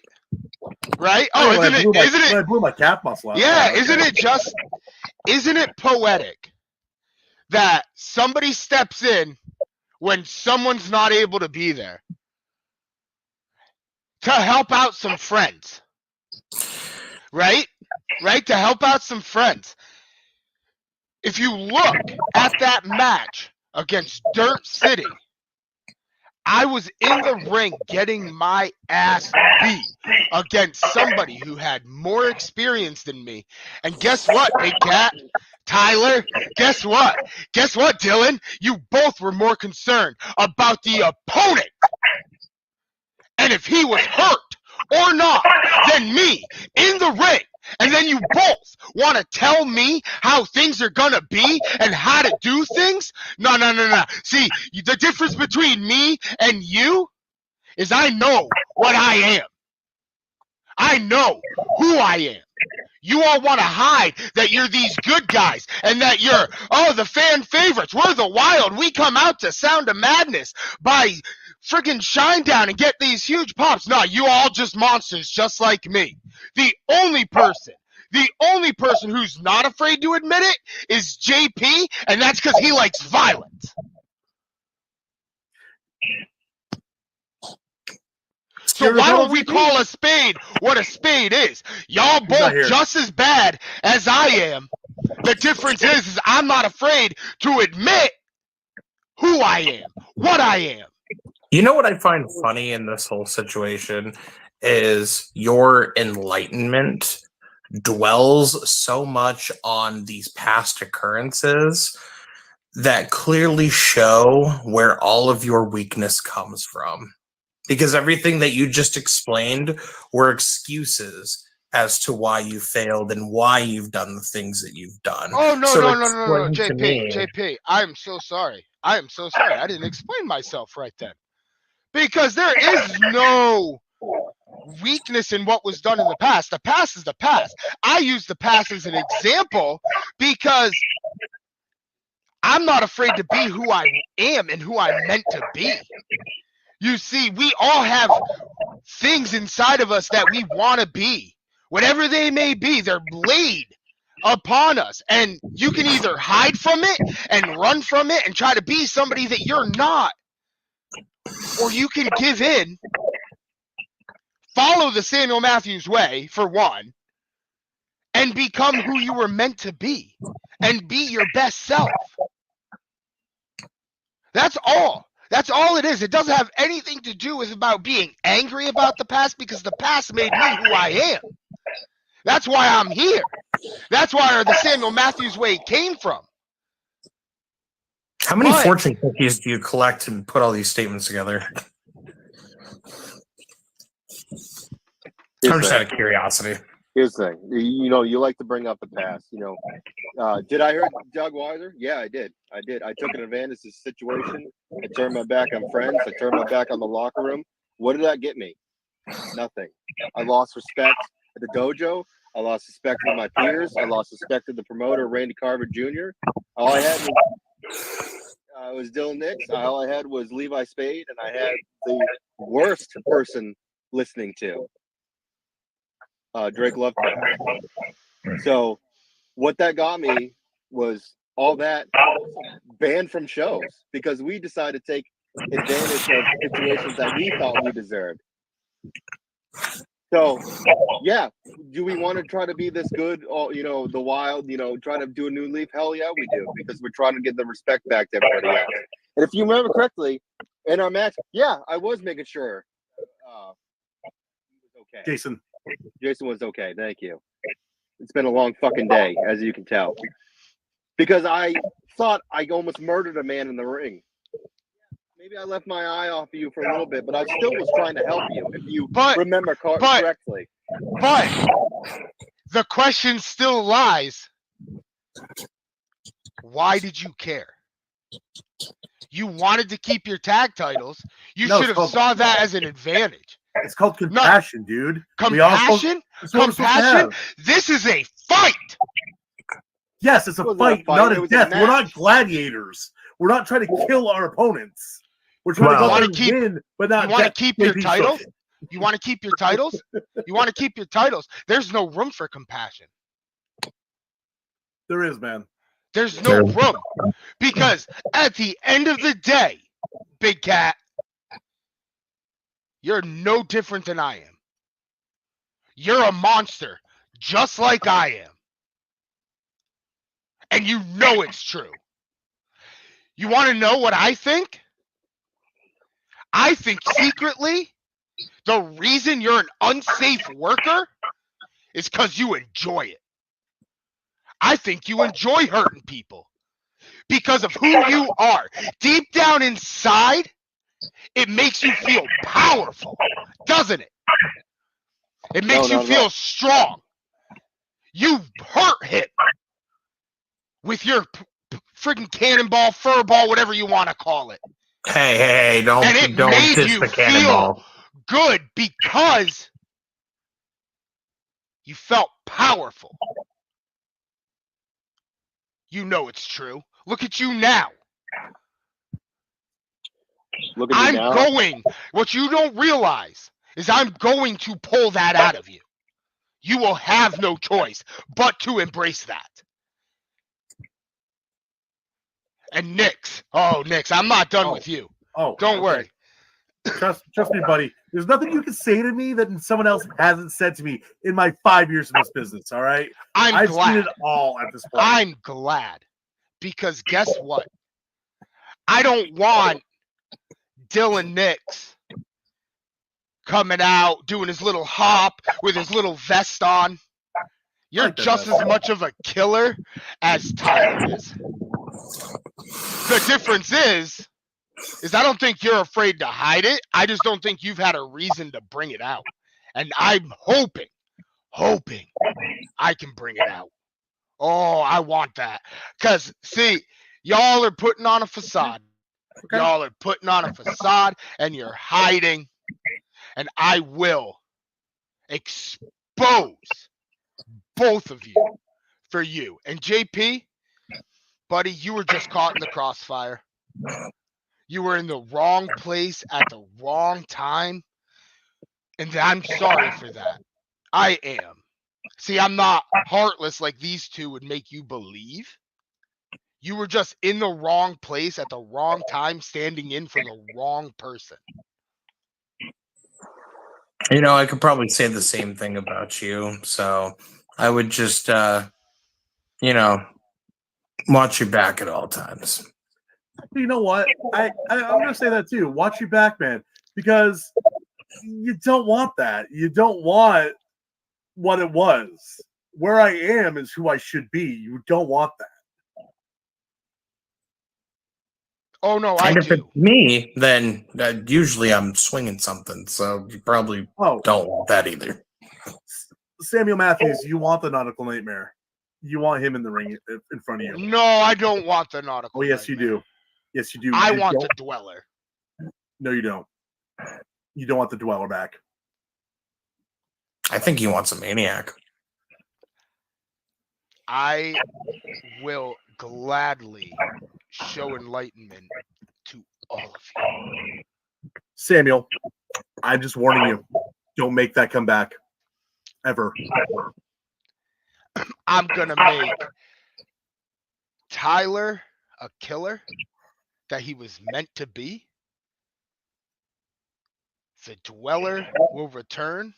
And JP, I'm just going to hit you. Don't turn with a good time. That's not out of me thinking I'm going to hurt you. I just want to hit you. And I want you to hit me back. He doesn't want to hurt me. Then what does he want to do? Want to pleasure me? Because that's kind of weird, bro. No. I'm not into that. No. See, you can crack your jokes. But I, unlike other people, I'm not afraid to get hurt. See, I don't understand why you want this. You know, Same. We tried to be better people for a good reason. We gave fear to the locker room at Let's Wrestle. I don't understand why you want this type of fight. I don't understand why you would want this because it's no good outcome. We're trying to be better people. I don't know how many times I had to beg for forgiveness to my trainers. Same thing with Dylan Nix. Now you want this back? I don't think you really want the old Big Cat or the Dweller of the Depths back. Because that's not good. That's not good for anybody. including yourself. You act like I. Oh, Dylan. Oh You yes, had, Samuel. you had something. You had Yes, something I you do. wanted to say. You know, this is Friday night, and you and I, in the next little bit, will both be at Gino's Rock Club. Maybe. Oh, JP, you'll be there also, by the way. I'll be there too. You'll be there too. Maybe you and I have to have a discussion while we're there. You know, Maybe that's I talk to good old cousin Larry, and maybe I see if I can beat your ass down in the middle of that ring. Like, if the opportunity is there, I would love to see you in that ring. All right. And that goes for any of you.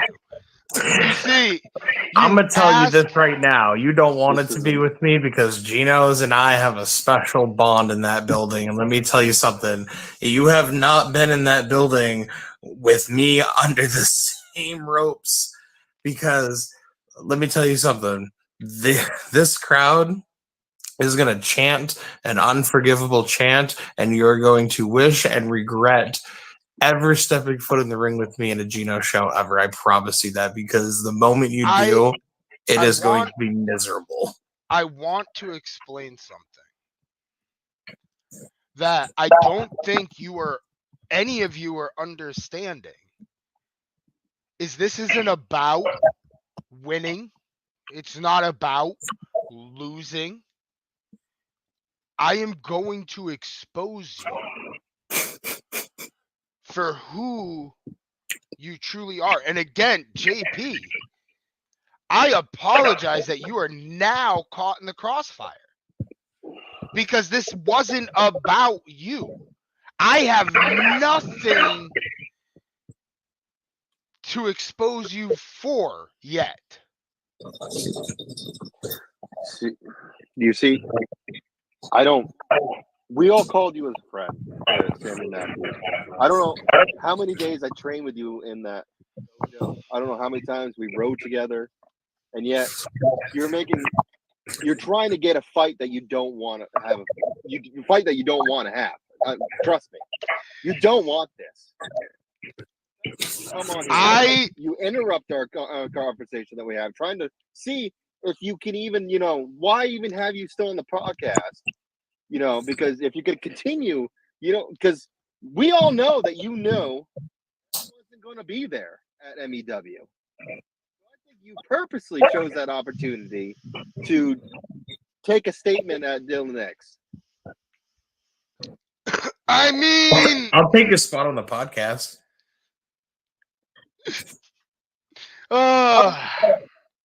You keep saying the same thing over and over again, and I'm not getting angry at it, but you are missing the point. No, I completely see the point. You want to bring back what's dead.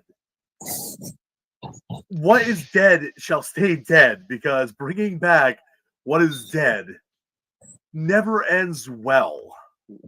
I think Nix, do you think maybe you'd be having a conversation with somebody that we kind of cut out of our life? Do you think that's a possibility? That might happen. That might have to happen. No, I'm saying that's probably what's going on. Are you having conversations with Drake Lovecraft? There is no Drake Lovecraft. There is zero Drake Lovecraft. Yes, that's Rascal, by the way.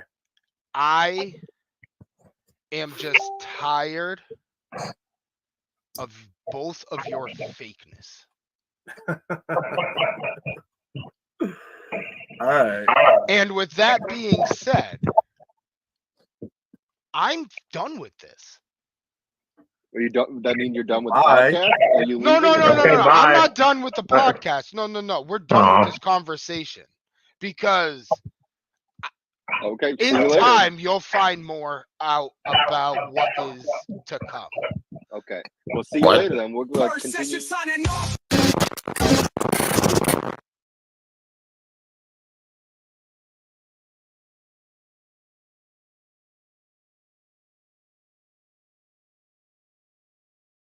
Still muted. Sorry about that. Yeah, it's. Whew. Samuel Matthews. Allow me to break down a little bit of what got said here. All right, go for it. I'm all no, ears. No offense to you, Dylan, or JP, but when it comes to talking, I'm the guy. And for starters, JP, invitation's totally open. If we kick Sam off the podcast, you can come on. You be the new host. Oh yeah, I think he'd be more entertaining than Samuel Matthews. But go for it. Oh yeah, I'm fine with that. But allow me to speak from experience, Sam, as the guy that stood with these two when they were the people that you're trying to bring back. You're going to lose. Like 10 times out of 10, you're gonna lose. You don't have a fucking shot in the world to not lose that fight. I think he forgot how much damage we did, all three of us. Yeah. In New England. So that's that. You're gonna lose. I don't suggest continuing on this way. And even if for some fucking somehow reason you manage to bring back the people that you're trying to revive, what the fuck makes you think you're gonna be able to control them? That's like a civilian walking up to the Hulk and expecting him to listen to what the fuck he says. Like, my guy, you're gonna lose. Like, there's no winning that. So he's just basically getting to, like, he feels like what I'm getting to justify is that he feels like we're pulling, we're pulling the wool over people's eyes. We're fake. We're trying to, conceive this opinion that we are the good guys now and shit like that. Well, there's no pretending to be good guys. We understood, you've earned the respect of the fans. It's back. However we act, whatever we do in the ring, it doesn't matter. The fans are what gives us the notion of good versus evil. And the fans have regained their respect for the Wild. It has nothing to do with how they act or what they do. The fans are behind the Wild. They are the good guys. They changed their ways and gained respect back. That's what matters, Sam, and that's what you're losing is respect.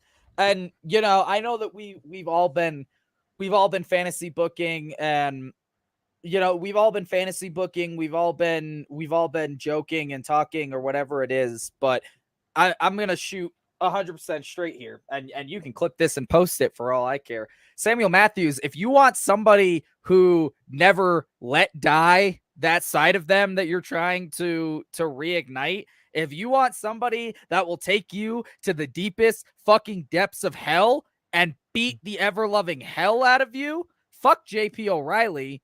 You tell me a time and a place, motherfucker. I'll buy my own plane ticket. I will take you on in whatever goddamn match you want, whatever stipulation you want. You want somebody that hasn't buried that fucking piece of them? Motherfucker, we ran roughshod over the East Coast for a year and a half of my fucking 3-year-long career. For a year and a half, the three of us ran roughshod. For almost 2 years, me and Dylan ran roughshod. If you think I moved out here and buried that side of me, you're wrong. I just changed who I was targeting with that side of me. And it's nothing against you or Dylan. I'm super proud that you guys ditched Drake Lovecraft and have changed for the better and have re-earned the respect of the fans, because y'all deserve that. Y'all are talented and y'all deserve that. But Samuel Matthews, you're jumping on into these fucking chats or whatever, and you're interrupting when we've got shit going on, and you're fucking preaching about wanting to revitalize that fucking side of them. You don't need to do that. You tell me a time and a motherfucking place. You don't got to revitalize shit when it comes to me, because I didn't bury that side of myself. I just took that side of myself and I weaponized it. I came out here and for the past 8 motherfucking months, I have become the Norse Beast. I came out here and have become the guy to fucking beat. So Sam, time and a place, buddy. I'll order my own fucking plane ticket and I'll come whoop your ass for you. The guys can fucking worry about winning tag titles back. I'll just come whoop your ass. I'll come fucking whoop your ass and I'll pull Lee Edward Miller's head out of your ass and then shove it back in your ass and make y'all a fucking human centipede. Like, for real. Y'all, you're preaching about wanting to revitalize shit. You only got to revitalize shit. The Emerald Striker is that is me. The Emerald Striker is the same fucking person as the Wolf Heart and as the Soul of Submission Style and as the Black Winged Wolf and as the Young Wolf and as the Lone Wolf and as whatever the fuck else you called me, whatever the fuck else I was known as for my 2-year-long tenure. I am something fucking brand new, dude. I'm sorry, but I'm seriously fucking sick of listening to you preach about wanting to revitalize their sides that they have moved past, because they deserve to be done with those parts of themselves. Me, on the other hand, motherfucker, I won't ever be done with that part of myself, because that part of myself is the reason I am still standing here 3 years later in this fucking business, because I tap into that part of myself. I am that part of myself. So let that part of themselves die, because they don't need to revitalize it. That part of myself is right fucking here, and I will whoop your ass up and down the fucking East Coast. I don't care what state we're in. Just fucking say the word, motherfucker. Yeah, I like it. I'm just yeah, it's just it's he's barking up the wrong tree, and I don't know. Like, I don't know what. Yeah, okay, so what if you do accomplish this, which you won't? What then now? You just gotta go on your day. You're like, okay, I got the wild to come back as, the most hated tag team because we were the most vicious tag team. Then what is your end game? And you think that if you do accomplish that, we're gonna not beat you down? Because we will. Well, that's what I mean. It's like a civilian walking up to the Hulk and being like, "Go smash them." Like, no, motherfucker, I'll crush your ass. Yeah, I like it. In chat said, I want to know who fucking made him the all-knowing mighty one. I don't know. Like I said, I think there's some communications with somebody that we cut out of their life. The next one is why I just had that little bit of a rant, because I said earlier before we watched this that my name can stay out of this fucking business. I am 12 states away from y'all. My name can stay out of this. I've got nothing to do with it other than the podcast. My name does not need to be brought up. But you know fucking what? Whether it's straight up bringing my name up or taking little fucking shots like calling a spade, you continue to bring my fucking name up. I got nothing to do with whatever the fuck y'all got going on, but you keep bringing my motherfucking name up. Yeah. Keep name dropping me, motherfucker. I will break into your house and beat you. That's what I was worried about, because like we all messaged you and about this meeting, and you didn't respond. So I was kind of worried that maybe he made sure that you couldn't respond, type thing. So I'm glad that like later on today you messaged back and be like, just checking on the chat, shit like that. So just stop. Just fucking go and butt fuck Lee Edward Miller in the closet. Oh, hold on. It's we all know it's happening anyway. Just shut the fuck up. Just stop trying to be a little too far there. No, fuck that shit. Stop trying to be some creepy ass fucking cult leader that you're not, bro. Just stop. Yeah. Because like I said, you're gonna keep targeting Dylan and Kat, and the more you target Dylan and Kat, the more they're gonna talk to me about it, and the more that they talk to me about it, the more I'm gonna look for a plane ticket to fly home. And guess what? The best part? I'm gonna fly into Boston, and Dylan and Kat are gonna be the ones to pick me up at the airport and bring me to the show that I whoop your ass on. Because Yeah, exactly. you're never going to revive. You're never gonna revive the sides of them that you want to revive. You know why? Because I'm still standing. Because I'm the reason why those sides died in the first place. 5 to 6 months worth of constantly talking to them after I left, trying to get them away from Drake Lovecraft. I'm the Stop reason those being a sides are bitch. dead in the first place, motherfucker. Are you guys done being a bitch? Come back to me when you're done being a bitch. Like, for real. And now I got possible fucking bookings out here in Colorado for the fucking trio to return on the right side. I hope so.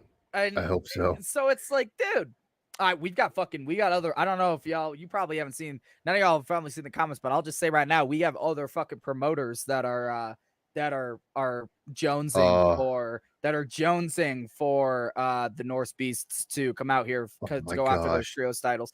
But that's besides the point. It's you're not They don't know. Just stop trying to revive a side that's dead. If you Right. want to face somebody with a side that never died, tell me where. Tell me when.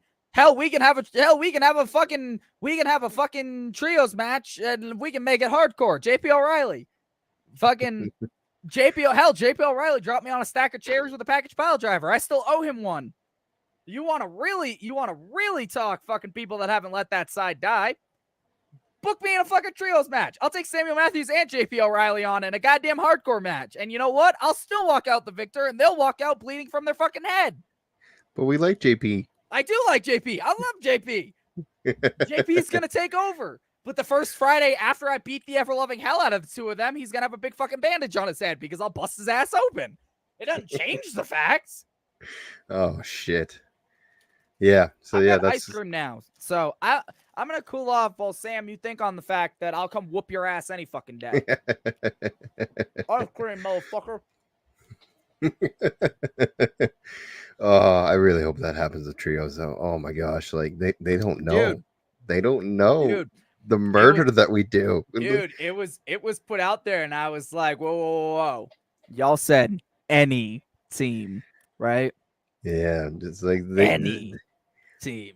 We fucking murdered fucking and all I over. faced off. Let me say, I faced off against Bishop, Maddox, and Lipto on separate occasions. We would tear the fucking house. It wouldn't just be a slaughter. It would be match of the fucking year. Like, it would be a trios match of the fucking year. Give me 12 to 15 with my two guys backing me against your stand on 30 business. We could go 30, bro. I know. I mean, we don't need to because they'd be dead in 5. But I'm just saying, I know those 3. We could go 30 if we wanted to go 30. But give me 12 to 15 in a goddamn trios match for those titles. And like I was telling my girl, CWC, I'm just saying you would have the honor of being one of the only companies that could truly say your titles have been defended across the country. Because, you know, when we beat the ever-loving hell out of your trios champions and take those titles, we'll take them back to the East Coast. Hell, I'll fly back to the East Coast. You know, we'll go back to the East Coast. I know that there are promotions out there, and I know that there are trios teams that exist that we could face off against. I'm just saying you'd be one of the only companies that could legitimately say your titles have been defended all over. They fly back out for your shows. I fly out for those shows. We defend the titles because, you know, we stand on business.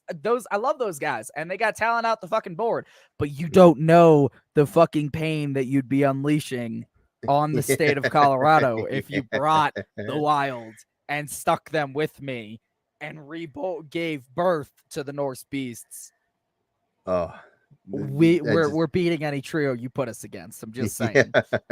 I'm just thinking about it now. It's like, because we talked about a lot of Colorado scenes. Like, you don't see a lot of people being thrown around and fucking like both me and Nix fucking.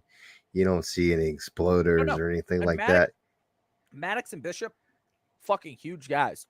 What I would give to watch Dylan fucking T-bone Marlon Bishop over his head in a CWC because he ring. can do it. Oh, he 100% could do it. And what I would give to watch Dylan Nix throw Marlon Bishop, Man, I would pay $25. I'd buy my own goddamn ticket, even though I was in the goddamn match. Stalling suplex from Big Cat. Fucking, I might be a big boy, and you might think I'm a little fat fucker, but there's a reason why they call me the Big Cat. I will fucking. Just so you might think I'm a little fat fucker. I don't ever want to hear you call yourself a little fat fucker again. I said people call me a little fat fucker. Hey, there's a reason why they call me the Big Cat. Like, you just say that boy is definitely quick for being a big guy. So yeah, this is we will destroy that house. I'm telling you. Just that's not the tab I wanted to share. Thankfully, it wasn't some kind of no, it's fine. For clarity's sake, for anybody that that may have missed it, CWC. This is Marlon Bishop on the left, Dorian Maddox in the middle, and Papa Lipto on the far right. We can have some fun. Yeah, for anybody that missed it, CWC dubbed them the baddest team walking the planet, face of the earth. The CWC Trios champion, Dorian Maddox, Papa Lipto, and Marlon Bishop, aka Stand on Business, issued an open challenge to any Trios team with guts to step up and challenge them on October 5th. And I responded with, any team? Because you're claiming to be the baddest team walking the planet. Well, we're multi-time tag team champions. We were together for well over a year. We've traveled up and down the East Coast. So if you want a Trios challenge, if you want to face off against literally the baddest Trios team walking the planet, you got to beat us before you could take the goddamn title of baddest Trios team walking the indie scene. I'm just saying.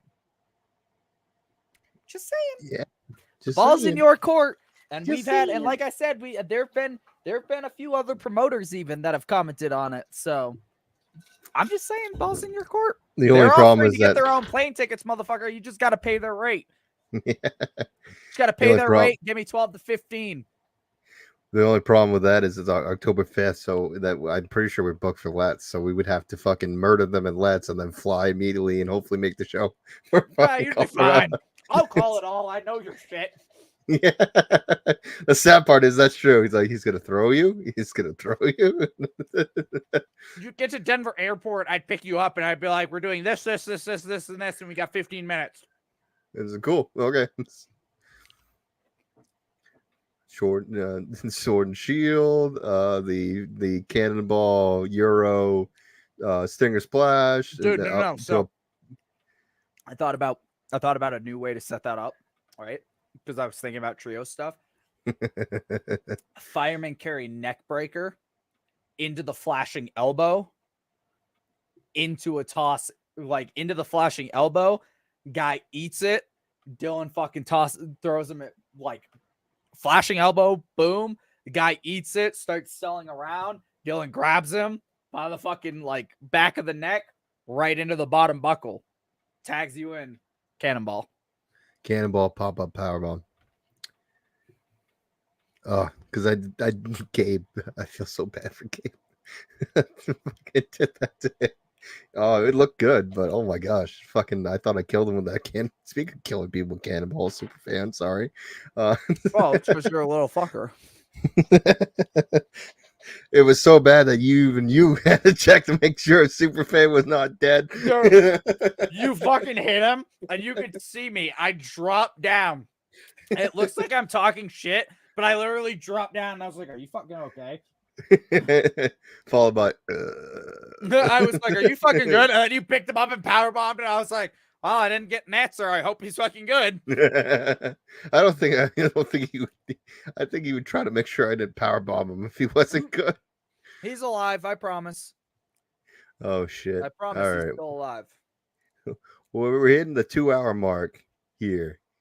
Is there anything you want to watch or anything like that, or do you want to call it a night? Didn't you have botches? Oh yeah, we have botches. So yeah, so dumb fuck. Yeah, I forgot about botches. I don't got a lot, but I can What's find your some favorite more. goddamn segment? How'd you forget? I know, I forgot. I got so heated about Samuel Matthews. So, but anyways, so yeah, we're going into the botches. So this will be the end for the audio listeners, except for towards the end. I'm going to cut it so you guys get a little bit left, because we're going to be watching a lot of matches and botches and stuff like that, and you're not really going to understand. So thank you for listening. But if you want to get the full show, you can only get it here on YouTube. And check us out live per sessions every Friday night, 9 p.m. Eastern Standard Time, 7 p.m. Mountain Standard Time, and whatever the fuck it is on the West Coast. whatever it is on that. Yeah. So I don't got a lot, but I'm thinking I'm probably gonna, because I thought it was pretty funny about Nia Jax, but I'm kind of worried we get copyright strike. Really wanted to find some Nia Jax botches after these, just to poke a little bit of fun. Oh shit! See, I don't understand what's going on with the. It's fine when I download it and stuff like that, but like for some reason on this PC, it just does not like it. I gotta look it up, see what I gotta to see if it's the file type or something like that it doesn't like. So I know for next time. But yeah, here's what I got for the botches. What the hell is he doing? He just fell on his head. Hey, if you're going to be Tom, you got to be Tom. Well, actually, things are going real well with the XFL. Oh, yeah. Oh! It happened. Fuck it!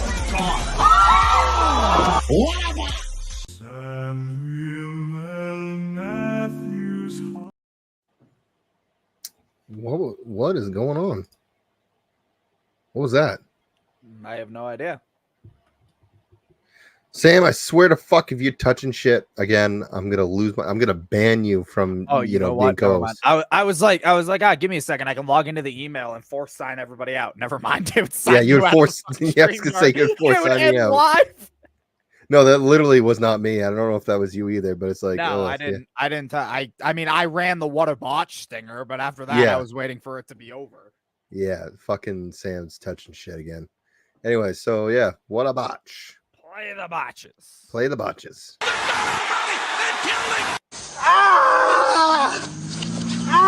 Botch Club on Instagram, the best.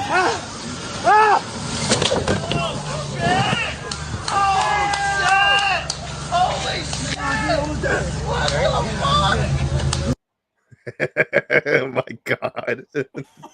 That's an old clip. There was but, so much to dissect. Yeah, first of all, what was the homeboy in red doing? I was gonna say, first of all, watch the homeboy in red. The homeboy in Jumps. red take a bump. Why did he take a bump? I don't know, but oh my god, the guy in the fucking car got murdered. Holy shit! What the fuck? There's so much to dissect in that clip. Oh shit! Holy shit! Oh my god! Holy shit!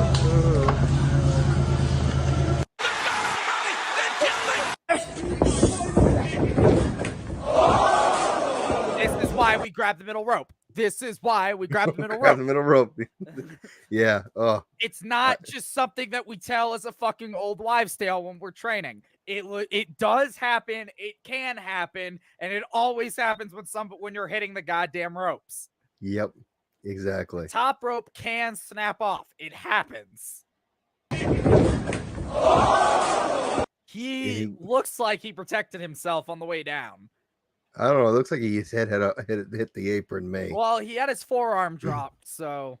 But Well, this is why we grab the middle rope. I hopefully don't he's okay. do it, so don't listen to me. I'm totally hypocritical in that sense. But Well, I don't think you're hitting the ropes hard enough though to break them. you'd be surprised. I hit the ropes about as hard as I can hit the ropes. But Yeah, but you're it's not hitting. more- You're hitting more center low than top. I it's think. more like I told the new student that was in on my past Monday class. It's more I don't grab the bottom rope because that was never something that was instilled in me when I was learning to run the ropes. And now, nowadays, I am so comfortable in my body control that I know that even if the top rope snapped, I have that last second reflex and ability that I may dump myself on my head, but I would still be able to keep going. I have enough. I am brave enough in my body control that if the top rope snapped on me, I'm not worried about getting hurt. We'll find that out in the next What a Botch. Dude, I shoot. So I don't have the match uploaded because I was kind of disappointed in it, but I was disappointed in it because of my own fault. You gotta it's post kinda it still. Doesn't It's matter. been a rough couple of weeks for me, but I took something on Sunday in our match, and I took it and I sold it the way that I sell big power moves, because that's why people like working with me, because when I take something that's supposed to be like a signature or a finisher, I sell it like a motherfucker. So we finished the match, everything was fine. I got dressed, I was leaving. I went over to the booker. I went over to Marlon because it was a chopping block show. So I went over to Marlon and I was like, "Thank you again, thanks for having me and everything." And he was like, "Dude, are you good?" And I was like, "Yeah, why?" And he's like, "I thought Malice fucking killed you." He's like, "You took his fucking he's like, "You took his fucking gimmick?" Dude, I thought he fucking murdered you because you landed and like tweaked your body a certain way that I thought you had cracked he's like, "I thought you broke your fucking neck." He's like, because of the way that I sold the movie. He was like, "I literally thought Malice fucking paralyzed you until you rolled through," because he gave it to me and then I back rolled out of it and hit him with a Shining Wizard. So he's like, "I legitimately thought you were paralyzed until you back rolled and came through and hit him with a fucking Shining Wizard." And I was like, "Holy shit, Levi's alive." And I was like, "No, I was just selling the way that I sell." And he's like, "Well, you got me to fucking pop because I straight up thought your neck was broke." I was like, "Good. When I can get the boys to think that I'm fucking dead, that's a good fucking day in my book." When I sell something and the boys think that I just ate it like a motherfucker and died, that's a good fucking day. Right? That's so fucking funny. I love that. It's like, "You good?" I'm like, "Yeah, why?" It's like, "I thought you were dead." No, he was like, "Dude, I literally thought you had like landed like Malice in, like you didn't tuck yourself properly and like you landed on your neck, and because of the way that you like jerked your body, I thought you were paralyzed until you back rolled and came back through with a Shining Wizard." And I was like, "What the fuck? He's good." Like, I just know how to sell, motherfuckers. Like, lose or whatever it is when it comes to the behind the curtain, when it comes to pulling the curtain back, win, lose, whatever it is, I make you look like $1 million goddamn fucking bucks. No matter what I get hit with, I make you look like $1 million goddamn dollars. Right? Exactly. Exactly.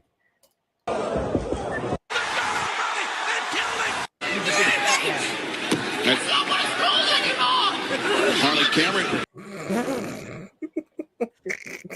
Do the rampage. That's not what it's called. Like the shoot. That sounded so shoot. Like the chick managing was like, "Yeah, I'm gonna say this and it's gonna be so funny. She's gonna laugh at it." Ira just looks at her like, "That's not what it's called anymore."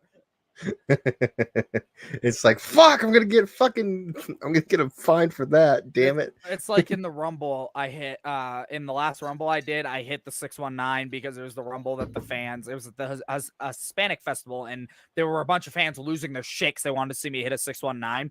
So I hit a 619, but then Marlon was on commentary and I overheard Marlon be like, because they were like, "Oh, the 619 or the 617." And Marlon was like, "Or perhaps the 303. And I have a move called the 303. It's my second rope curb stomp that I did to Niles Blood that I have a video of that everybody fucking loves because it looks nasty. So I toss homeboy out and Marlon's like, "Or perhaps, it's the 303. And I turned.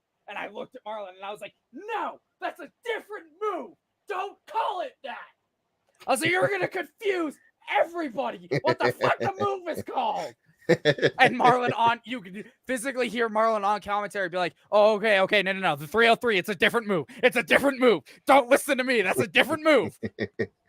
Dude, fucking this, what do you call this, 617? The 617 is McCarthy. Isn't that what McCarthy's is called? Is it? Or no, is that No, 207 is Maine zip code. The fuck is McCarthy's called? Isn't it the 617? I don't know, but you hitting the 619 Yeah. into fucking Nix's exploder. I mean, I could hit the 303 into a German. because the 303 is them draped on the second rope, and then I go out onto the apron, run across, and hit the curb stomp, and then they eat it off the second, and they could either spill out, or the couple people I've done it to, I go out, I land on the apron, I hit a curb stomp, and then they eat the second rope and like do they fling back? Yeah, like taking. I was gonna say and get caught into a fucking like German or hangman, caught so into it a would just be fucking like, powerbomb. boom, and they come back. Nix grabs them into a fucking German and throws them, and then you come off with a fucking senton. Oh, gross! I love it because they'll be on the ground. So Nix throws them with the German, and it would work too because I could set them up on the rope by our corner. So I run into our corner. So as I go up in our corner, Nix could pop up and tag me, and then I as could land Nix on is the getting apron, in, I can tag him. run across, hit the 303 as the curve stomp hits. Nix is getting in. You tag Nix as I hit the curb stomp. Nix catches the German, and you two switch places, and then you hit the senton. Gross, I love it. I'm not gonna lie, I have to take a number 2. All right, well, we're gonna continue this, and then I guess we're gonna end the podcast with that.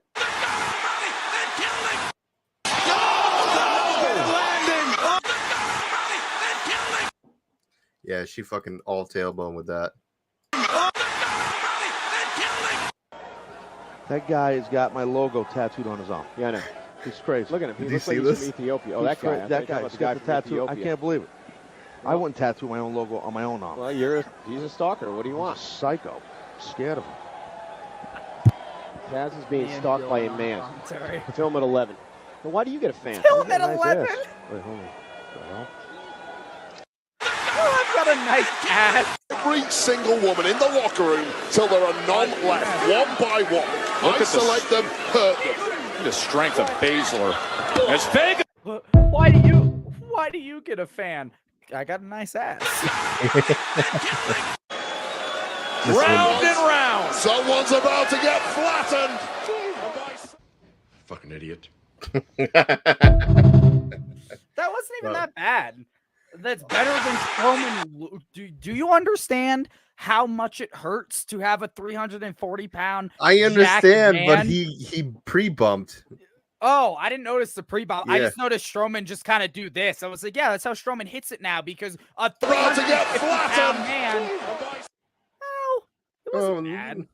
I was like, that's how they do it because a 350-pound man running at full fucking speed, hitting you and sending you flying, fucking sucks. Yeah, I guess so. All right, let's end it here. Do your plugs. I am the Emerald Striker, Levi Spade. You can find me on all social media platforms at Levi Spade 1. That's Instagram, Twitter, Facebook, and YouTube. You can also find me on twitch.tv/Tears Gaming, TYRSGAMMING. If you want to check out me when I'm not Levi Spade. You brainbustertees.com/Levi Spade. I should have some more designs coming up soon. I don't technically have anything planned. I don't have a whole lot of matches. As I said, 2025, I'm going to try getting booked literally everywhere. So I'm kind of ending the year out a little slow. But that's hopefully going to change with 2025 coming up. But I've got Slave to the Death match, the 20th, the 21st, and the 22nd. I am not part of Slave to the Death match, but if you like death match wrestling and you're in the Denver, Colorado area, go to Slave. And if you can't go to Slave, watch live on Triller TV, TRILLER. It's the offshoot of Fight. PrimosProWrestling.com for all updates for that kind of stuff. I think that's it. Fuck Samuel Matthews. Keep talking shit, and I'll come home and choke you out. Okay. Big Cat Tyler Adams. You can follow me on Instagram and TikTok. Tyler Adams for Facebook. TikTok too. I forgot about that. It's Levi Spade 1. Facebook and Twitter is Tyler Adams. I have, I believe, a show October 4th. I'll be at Supernova in Massachusetts. And I believe October 5th will be Let's Wrestle. I believe I'm booked for that too. I'm not 100% sure of that, but that's pretty much all I got unless you see me at the fair. Oh, Farmington Fair. Yeah, I'll be there Tuesday, September 17th, hanging out. That's usually like the fair to go to. You will see like freaking Anthony Green just showing up at the show. It's like, holy shit, like at a fucking fair show. Shit like that. If you follow Purr Sessions on every platform, it's Purr Sessions, TikTok, Twitter, Facebook, all of it.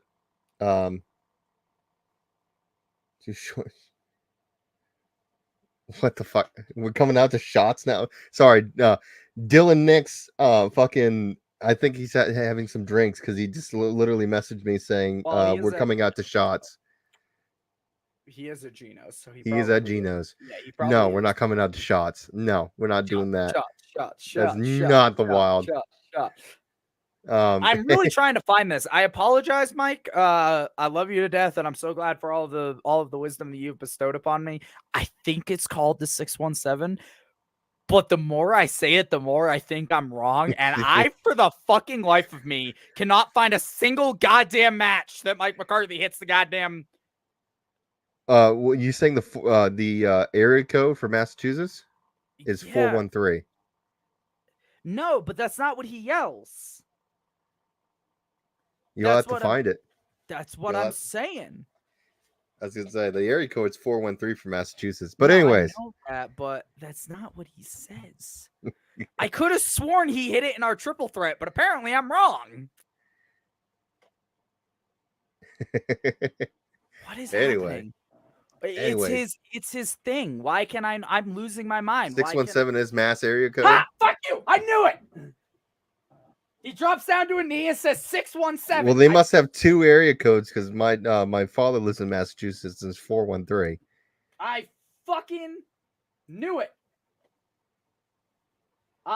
Boston, Massachusetts. That's what I thought. Boston, Mass's area code is 617. Okay.